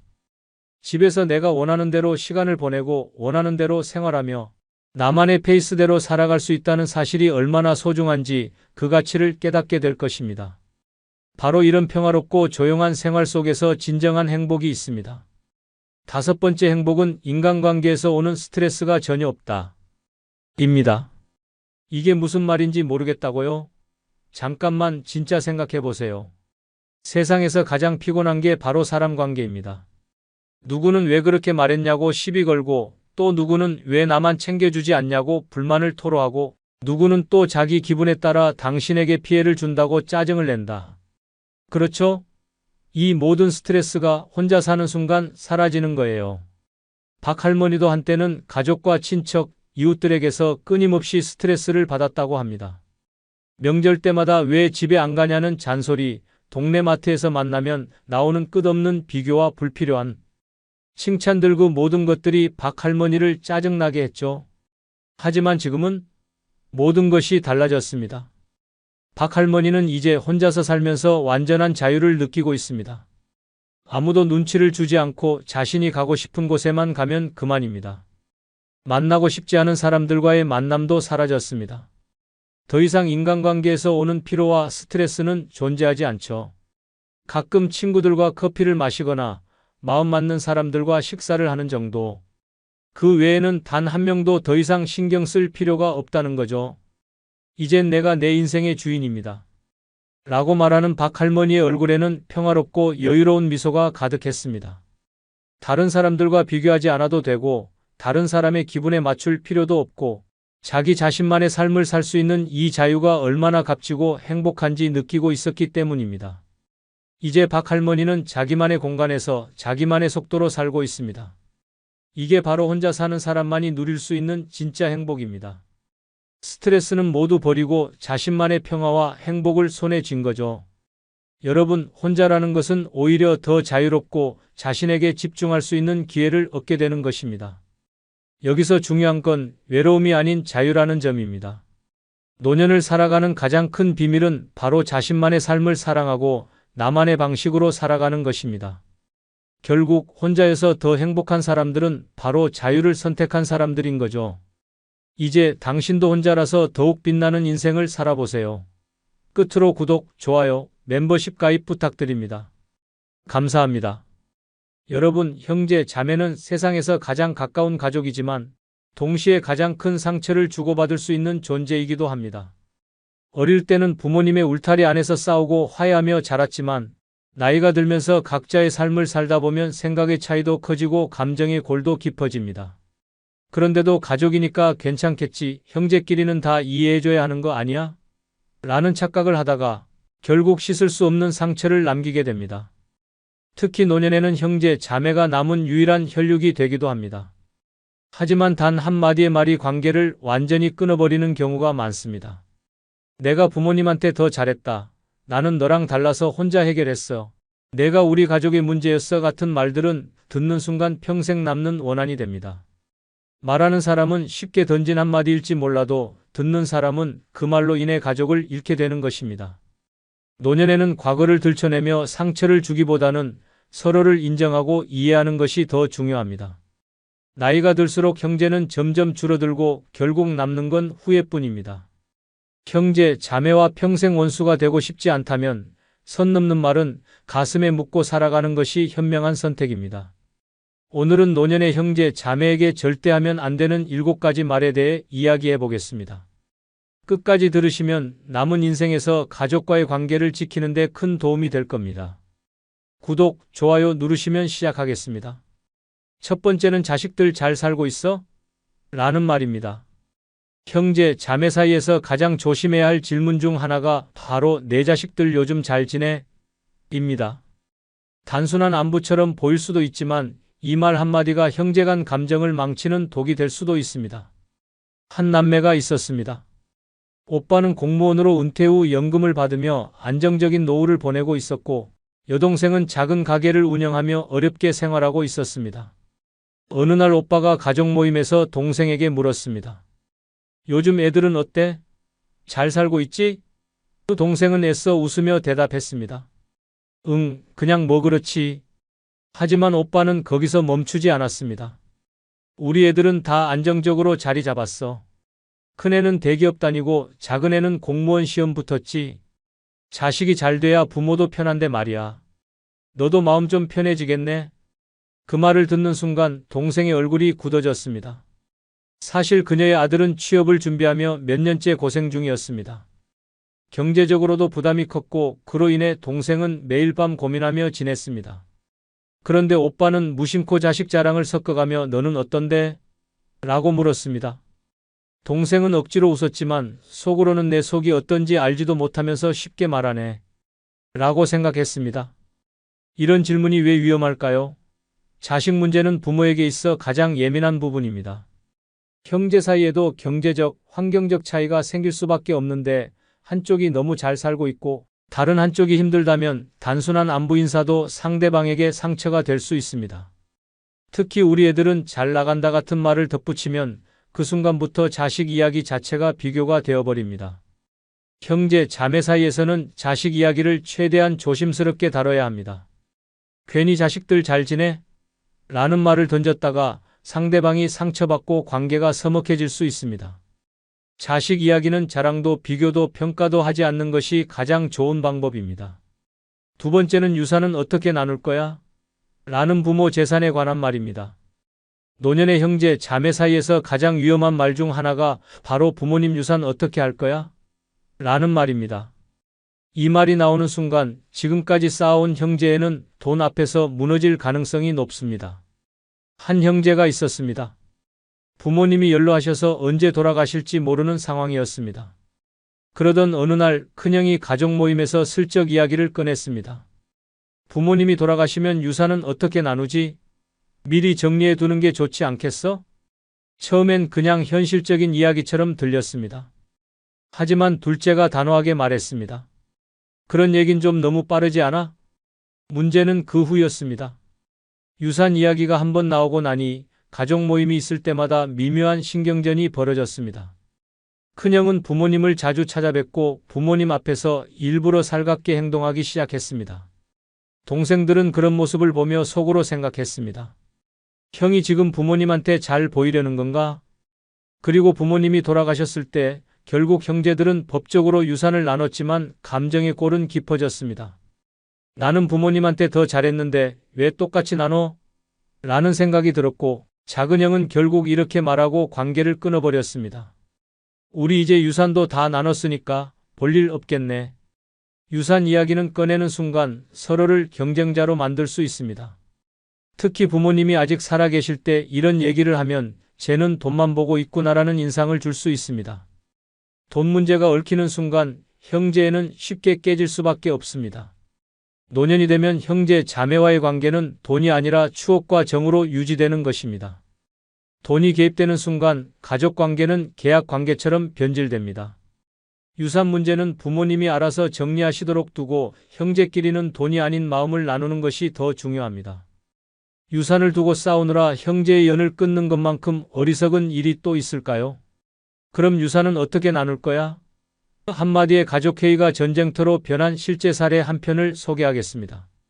아버지가 세상을 떠난 지 한 달도 지나지 않았지만 삼남매는 부모님이 남긴 집과 재산을 어떻게 정리할지 논의하기 위해 모였습니다. 평소에는 바빠서 얼굴 보기도 힘들었지만 유산 문제만큼은 예외였습니다. 우리 가족은 돈 문제로 싸울 일이 없을 거야. 라고 믿었던 막내딸은 그게 착각이었다는 걸 깨닫게 되었습니다. 가장 먼저 입을 연 사람은 장남이었습니다. 장남은 부모님을 가장 오래 모셨다는 사실을 강조하며 집은 당연히 자신이 가져야 한다고 주장했습니다. 내가 부모님 곁에서 마지막까지 돌봤으니까 이 집은 내가 가져야 해. 처음에는 둘째와 막내도 어느 정도 이해하려 했습니다. 하지만 형이 말을 이어갈수록 점점 분위기가 이상해졌습니다. 그 대신 너희는 남은 현금을 나눠 가지면 되잖아. 막내는 순간 귀를 의심했습니다. 부모님이 남긴 재산 대부분이 이 집이었고 현금이라고 해봐야 얼마 되지 않았습니다. 결국 형은 나는 집, 너희는 조금 남은 돈이라는 말도 안 되는 제안을 하고 있었습니다. 둘째는 참지 못하고 비웃으며 말했습니다. 형, 우리가 부모님 남긴 돈만 받고 끝내라는 거야? 우리가 언제 형보다 덜했어? 생활비며 병원비며 엄마 간병할 때는 내가 거의 도맡았잖아. 장남은 기다렸다는 듯이 반박했습니다. 아, 그거? 그래도 결국 부모님은 내 집에서 사셨잖아. 그리고 너야말로 내가 낸 병원비 다 계산해볼까? 그 순간부터 분위기는 험악해졌습니다. 어릴 적 부모님이 누구를 더 예뻐했는지, 누가 더 희생했는지, 명절 때 누가 더 자주 왔는지까지 모든 것이 유산 문제와 엮이기 시작했습니다. 그리고 결국 법대로 하자. 라는 말이 나오면서 형제관계는 돌이킬 수 없는 강을 건너고 말았습니다. 막내딸은 그날 이후 형과 연락을 끊었습니다. 유산을 나누고 나면 형제관계도 원래대로 돌아올 줄 알았지만 더 이상 명절에도 얼굴을 보지 않았습니다. 결국 부모님의 재산은 남았지만 형제에는 사라지고 말았습니다. 유산을 나눈 것이 아니라 가족을 갈라놓은 셈이었습니다. 세 번째는 우리 어릴 때 너한테 양보 많이 해줬잖아 라는 말입니다. 어릴 때 형제, 자매 사이에서 크고 작은 희생은 당연한 일이었습니다. 내가 막내라서 항상 내가 먼저였어. 내가 형이라서 다 참고 양보했어 같은 말은 흔히 하는 이야기입니다. 하지만 나이가 들어서까지 이 말을 꺼내며 과거의 빚을 청산하려 한다면 그 순간부터 형제관계는 걷잡을 수 없는 싸움으로 번질 수 있습니다. 한 자매가 있었습니다.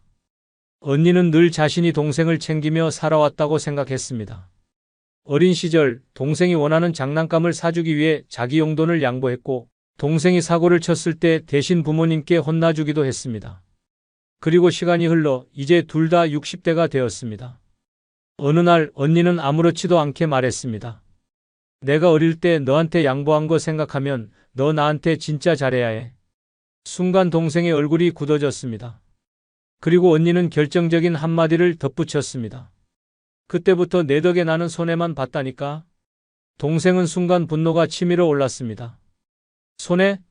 언니는 내가 너한테 얼마나 참고 살아왔는지 아냐? 어린 시절 자신이 양보받은 것도 맞지만 그만큼 참아온 것도 많았습니다. 언니의 고집 때문에 하고 싶은 것도 못하고 부모님의 기대 속에서 조용히 살아야 했던 기억들이 떠올랐습니다. 결국 두 사람은 감정이 폭발했고 서로를 향해 쌓였던 불만을 쏟아내며 다투게 되었습니다. 이후 둘은 연락을 끊고 각자의 삶을 살아가게 되었습니다. 어릴 적 희생은 그 시절로 끝내야 합니다. 과거를 들먹이며 내가 너한테 이렇게 해줬으니 이제 내가 나한테 잘해라라고 요구하는 순간 형제에는 빚으로 변질됩니다. 노년에는 과거의 희생을 강요하는 것이 아니라 남은 시간을 더 소중하게 여기는 것이 중요합니다. 네 번째는 우리 부모님은 나 덕분에 편하게 사셨지라는 말입니다. 형제, 자매 사이에서 가장 조심해야 할 말 중 하나가 바로 우리 부모님 내가 다 모셨지, 내가 제일 많이 도왔잖아 같은 이야기입니다. 이 말을 듣는 순간 상대방의 머릿속에는 온갖 불만과 억울함이 떠오르기 시작합니다. 한 남매가 있었습니다. 부모님이 연로하셔서 요양원에 계셨고 큰아들은 내가 부모님 병원비를 다 부담했다며 자신이 효자라고 강조했습니다. 동생들은 처음에는 그냥 넘겼습니다. 하지만 형이 만나는 사람마다 우리 부모님은 나 덕분에 편하게 사셨지라고 말하고 다니는 걸 알게 된 후 상황은 변했습니다. 둘째가 불편한 기색을 보이며 말했습니다.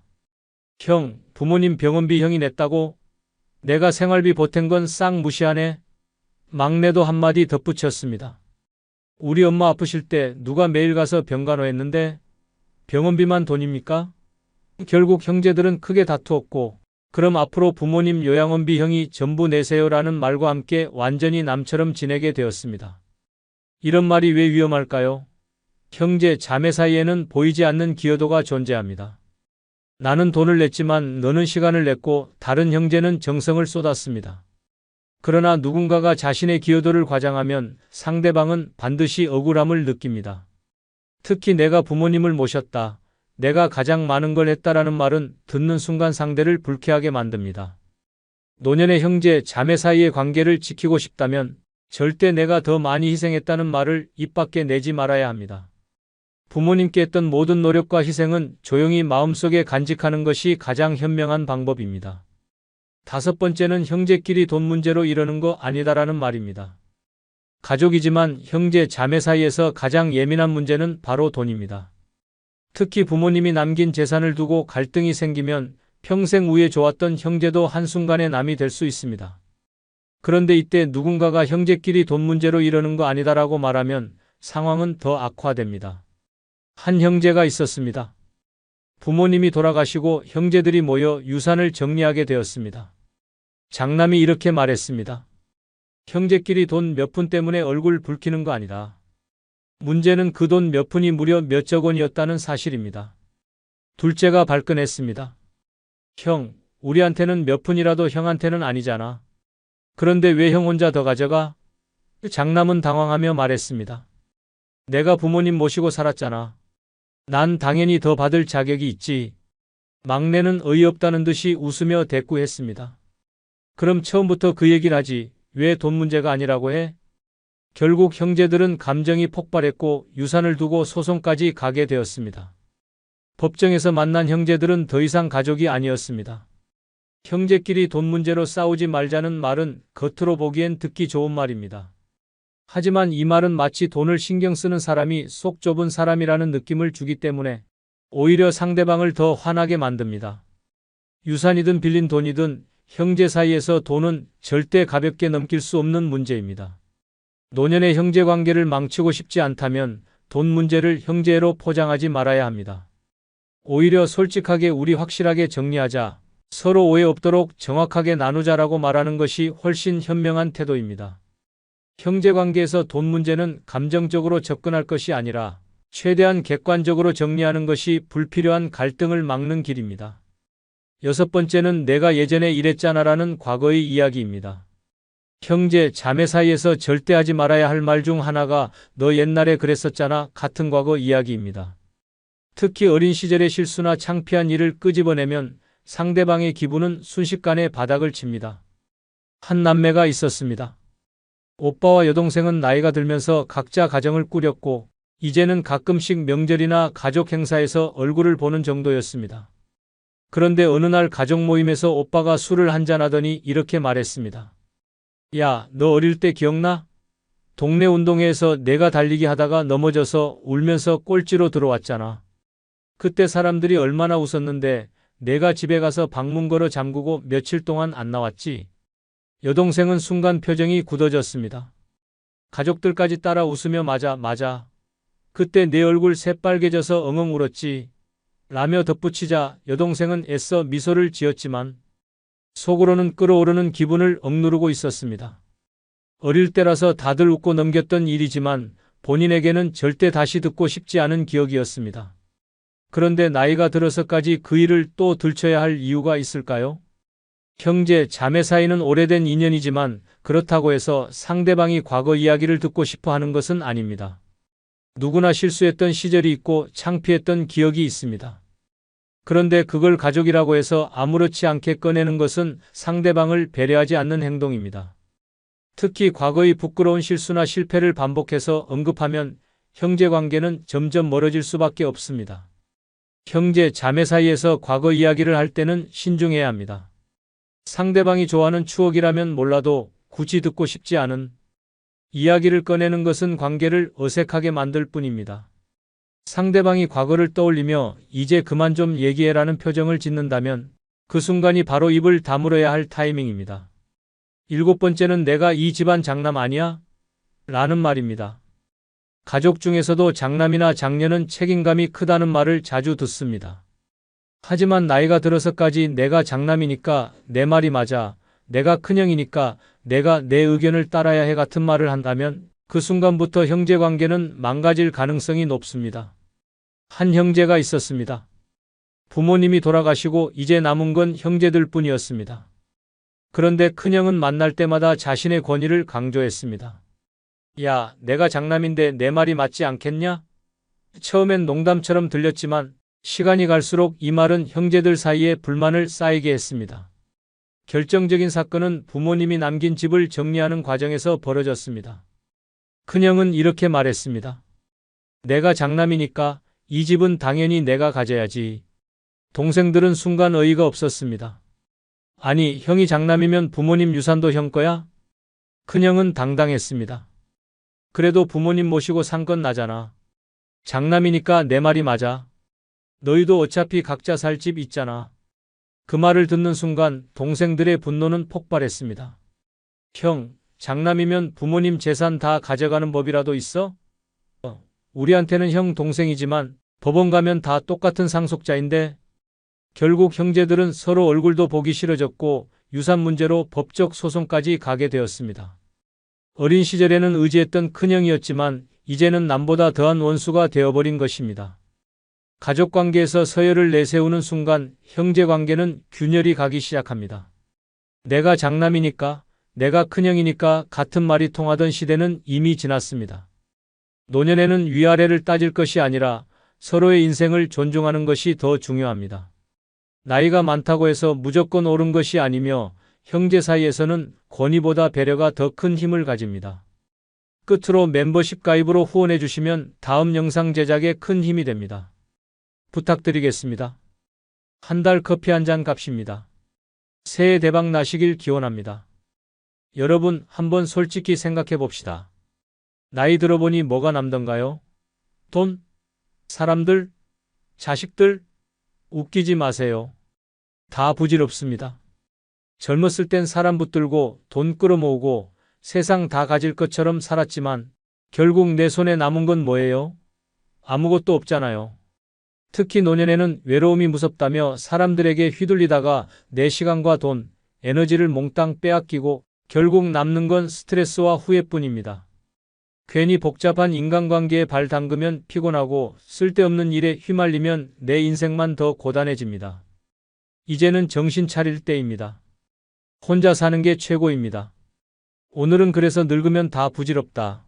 이 6가지 하면서 혼자 사는 게 최고다라는 주제로 이야기를 해볼까 합니다. 이 6가지만 제대로 지키면 노년에도 편하고 행복하고 스트레스 없는 완벽한 혼자 살기가 가능합니다. 끝까지 보시면 왜 혼자가 진짜 최고인지 깨닫게 될 겁니다. 지금부터 시작합니다. 먼저 구독, 좋아요 눌러주세요. 첫 번째는 남 눈치 보지 말고 하고 싶은 거 다 하라입니다. 여러분, 한번 솔직히 생각해 보세요. 지금까지 몇 번이나 남들 눈치 보느라 내 하고 싶은 걸 포기했습니까? 나이 들수록 더 심해집니다. 이 나이에 내가 이런 걸 해도 되나? 사람들이 뭐라고 할까? 라는 생각에 스스로를 가둬버리죠. 그런데요, 이런 고민을 하는 동안 당신의 소중한 시간이 그냥 흘러가고 있다는 걸 아십니까? 특히 노년에 남의 눈치를 보면 당신의 삶은 그 순간부터 끝난 겁니다. 내가 여행을 가고 싶어도 에이, 나이 들어서 무슨 여행이야 라며 스스로를 막고 내가 새로 배우고 싶어도 이 나이에 시작해서 뭐 하겠어? 라며 발을 뺍니다. 그리고 그 자리에 남는 건요, 후회와 허무함 뿐입니다. 더 심각한 건 남의 시선 때문에 내 삶의 주인이 내가 아닌 남들이 되어버린다는 겁니다. 사람들이 이걸 어떻게 볼까? 자식들이 뭐라 할까? 라는 생각에 얽매이다 보면 결국 내 인생을 내가 아닌 남들의 기준에 맞춰 살아가게 됩니다. 그런데 한 가지 질문해 봅시다. 당신이 그렇게 남들 눈치를 보며 사는 동안 그 사람들이 당신의 행복에 책임져 주던가요? 아니요. 아무도 당신 대신 행복해지지 않습니다. 노년은 마지막으로 내 삶을 제대로 살아볼 기회입니다. 이제는 남들 눈치 보느라 하고 싶은 걸 포기하지 마세요. 마음에 드는 걸 사고 배우고 싶은 걸 배우고 가고 싶은 대로 가세요. 세상이 뭐라 하든 자식들이 한숨을 쉬든 그게 무슨 상관입니까? 당신의 삶은 당신 겁니다. 남들 눈치 보다가 내 인생 다 망치는 일은 절대 없어야 합니다. 이제부터는 당당하게 하세요. 내가 하고 싶은 건 내가 한다. 사람들이 뭐라 하든 그들의 시선은 내 인생에 아무 의미도 없습니다. 지금부터는 내가 하고 싶은 걸 눈치 보지 않고 다 하세요. 그게 진짜 자유고 진짜 행복입니다. 노년은 내가 주인공입니다. 남들이 아니라 나를 위해 살아가세요. 두 번째는 쓸데없는 인간관계 끊기입니다. 여러분, 한번 솔직히 말해봅시다. 당신 주변 사람들 진짜 당신을 위해 존재하나요? 젊었을 땐 인맥이고 뭐고 다 중요해 보였죠. 하지만 나이 들고 보니 다 소용없더라고요. 이제 남는 건 진짜 나를 위해 주는 사람 몇 안 되는 친구나 가족뿐입니다. 나머지요? 다 귀찮고 피곤한 존재들입니다. 특히 노년엔 인간관계가 더 위험합니다. 사람 만나면 처음엔 좋죠. 얘기하고 웃고 떠들고 기분 좋아지는 것 같지만요. 조금만 지나면 그 모임의 진짜 목적이 드러납니다. 이번에 우리 가족이 좀 힘든데라며 돈 부탁하는 사람, 시간 있으면 이 일 좀 도와줘라며 당신의 에너지를 갈아먹는 사람, 심지어 뒷담 화나 험담의 소재로 당신을 이용하는 사람들까지 결국 남 좋은 일만 시키고 내 시간과 정작 나를 위한 여유는 사라지는 것, 그게 현실입니다. 게다가 나이가 들면 사람들은 당신을 더 쉬운 타겟으로 봅니다. 뭐든지 잘 도와주고 잘 들어주고 쉽게 넘어갈 것 같아 보이니까요. 결국 당신의 선의를 당연히 여기고 그걸 빼앗아 가려고 들겠죠. 왜 그런 관계에 나를 소모합니까? 이제는 단호하게 끊어야 합니다. 쓸데없는 인간관계는 노년의 암덩어리 같은 존재일 뿐입니다. 사람들과 얽혀서 내 에너지만 소모되고 불필요한 갈등만 늘어나는 관계는 이제 끝내세요. 진짜 내 마음을 위로하고 나에게 기쁨을 주는 소수의 관계만 남기고 나머지는 싹 정리해버리는 게 정답입니다. 노년에는 혼자 사는 시간이야말로 진짜 평화롭고 행복한 삶의 비결입니다. 쓸데없는 인간관계, 당장 손절하세요. 세 번째는 돈 함부로 쓰지 않기입니다. 여러분, 노년에 가장 위험한 게 뭔지 아세요? 돈을 함부로 쓰는 겁니다. 여기저기 베풀고 쓸데없이 남들에게 쓰고 혹은 누가 좋다는 말에 홀려서 투자하고 그러다가 내 평생 모은 돈이 바닥나면요. 그땐 정말 피눈물 흘리게 됩니다. 특히 노년엔 주변에서 돈을 노리는 사람과 상황이 끝도 없이 몰려옵니다. 이 좋은 기회를 놓치면 안 되죠. 라며 투자 이야기를 꺼내는 사람, 어르신, 이번에 우리 가족 좀 도와주세요 라며 선의를 요구하는 친척, 그리고 이 상품 하나면 노후 걱정 끝, 이라며 접근하는 사기꾼들까지. 이런 말에 휘둘리다 보면 내 소중한 돈이 하나둘 빠져나가는 걸 멍하니 지켜보게 될 겁니다. 더 큰 문제는 한번 돈을 쓰기 시작하면 사람들이 그걸 당연시한다는 것입니다. 내가 도와주면 고맙다며 끝낼 줄 알았죠? 아니요. 다음에도 부탁드릴게요 라는 말과 함께 더 큰 기대와 요구가 따라옵니다. 결국 내 돈을 위해 주는 건 나 자신밖에 없다는 사실을 그제야 깨닫게 되죠. 노년에는 돈을 지키는 게 곧 나를 지키는 겁니다. 내 건강, 내 생활, 내 평화를 위해서라면 돈은 내가 쓰고 싶은 데 써야 하고 필요할 때를 대비해 아껴야 합니다. 이제는 남들을 위해 돈 쓰지 마세요. 그 돈은 평생 열심히 살아온 당신 자신을 위한 겁니다. 함부로 돈 쓰는 습관 지금 당장 끊으세요. 그래야 진짜 행복한 노년이 시작됩니다. 네 번째는 남 신경 끄고 내 건강 챙기기입니다. 여러분, 나이 들면 가장 소중한 게 뭐냐고요? 건강입니다. 그런데 정작 우리는 내 건강보다 남들 눈치 보는데 더 많은 시간을 씁니다. 자식 걱정, 주변 사람들의 시선, 사회적 체면까지. 그런데 한번 생각해 보세요. 남들이 내 건강을 챙겨줍니까? 아니요. 아플 때 고통받는 건 오직 나 자신입니다. 특히 노년에는 남들 눈치 보느라 내 몸을 망가뜨리는 일이 끝도 없이 생깁니다.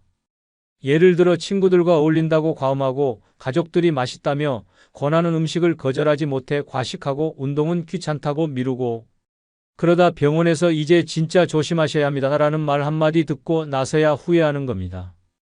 더 심각한 건 남들 챙기느라 내 몸은 더 방치된다는 겁니다. 자식들 밥 해주고 손주 봐주느라 바쁘고 주변 사람들 부탁 들어주느라 내 시간은 늘 뒷전입니다. 이러다가 나중에 내가 몸이 아파 누웠을 때 누가 책임져 줄까요? 남들? 자식들? 아니요. 결국 고통받는 건 오롯이 나 자신입니다. 이제는 깨달아야 합니다. 내 몸은 내가 돌보지 않으면 끝이다. 남들 눈치 보며 내 건강을 희생할 만큼 내 인생이 남아있지 않습니다. 운동하기 싫어도 해야 하고 몸에 좋은 음식은 꼬박꼬박 챙겨 먹어야 합니다. 건강을 지키는 건 남들한테 잘 보이기 위해서가 아니라 내가 더 오래, 더 행복하게 살기 위해서입니다. 남들 신경 끄고 내 건강에 올인하세요. 남들이 뭐라든 내 몸을 소중히 여기는 게 혼자 살면서 행복하게 사는 비결입니다.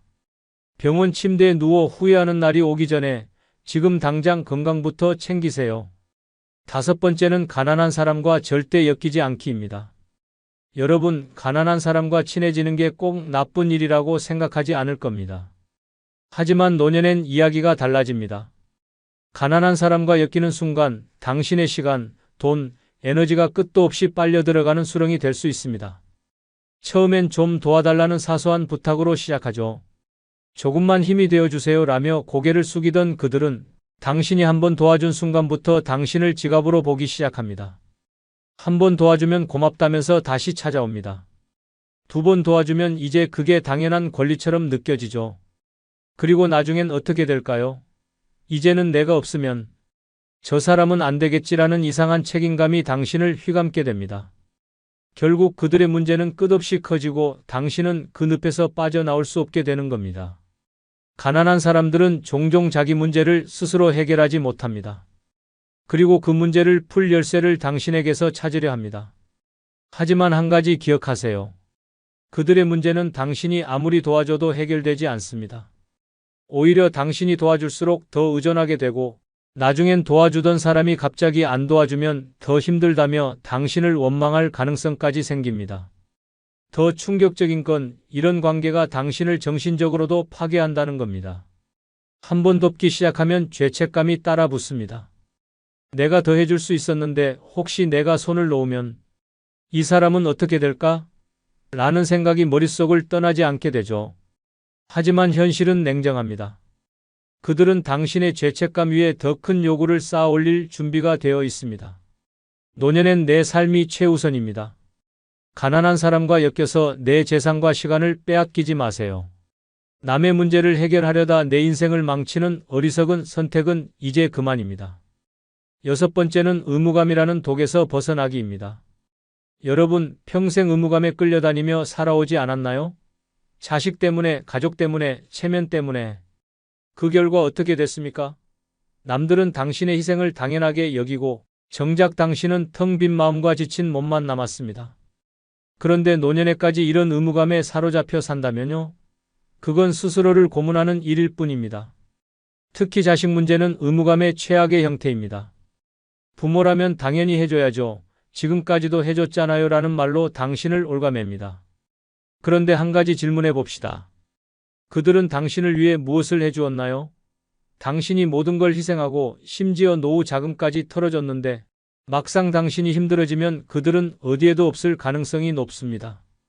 더 큰 문제는 이런 의무감이 당신의 자존감을 파괴한다는 겁니다. 내가 이걸 하지 않으면 내가 나쁜 사람일 거야 라는 생각에 갇혀 당신은 점점 자신을 올가맵니다. 하지만 현실은요, 아무리 당신이 희생하고 노력해도 누구도 당신의 희생을 제대로 기억해주지 않을 겁니다. 충격적이지만 진실입니다. 의무감은 당신 스스로 만든 족쇄일 뿐입니다. 이제 그 족쇄를 끊으세요. 자식이든 가족이든 주변 사람이든 당신의 노후는 그들에게 갚아야 할 빚이 아닙니다. 노년엔 당신 자신이 최우선이어야 합니다. 하고 싶은 걸 하고 즐기고 싶은 걸 즐기세요. 의무감 따위는 과감히 버리고 이제부터는 당신을 위해 사세요. 남의 기대에 끌려다니는 삶을 멈추는 순간 당신의 진짜 노년이 시작됩니다. 여러분, 결국 노년의 가장 중요한 건 남이 아닌 나 자신입니다.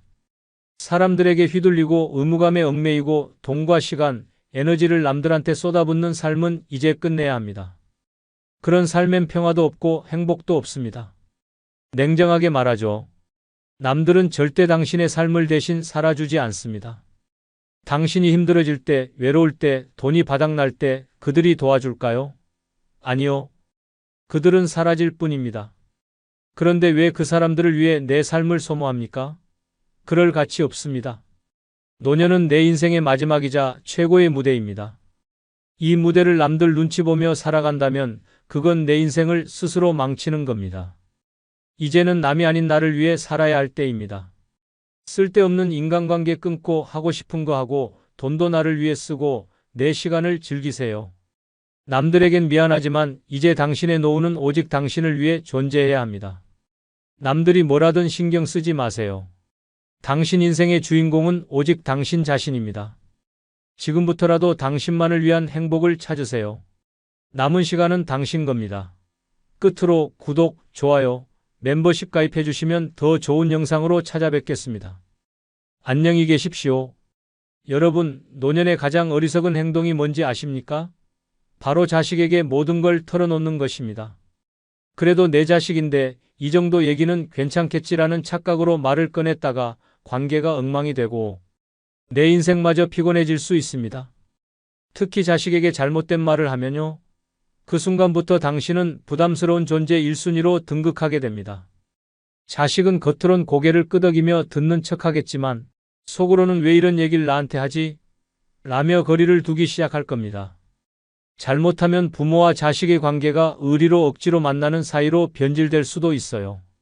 그래서 오늘은 노후에 절대 자식에게 말하면 안 되는 5가지를 이야기하려 합니다. 이 6가지를 알면 자식과의 관계도 당신의 남은 삶도 훨씬 더 편안하고 행복해질 겁니다. 반대로 모른다면 평생 모은 존중과 사랑이 한순간에 무너질 수도 있습니다. 지금부터 시작합니다. 구독, 좋아요 눌러주세요. 첫 번째는 재산 이야기는 절대 꺼내지 마라입니다.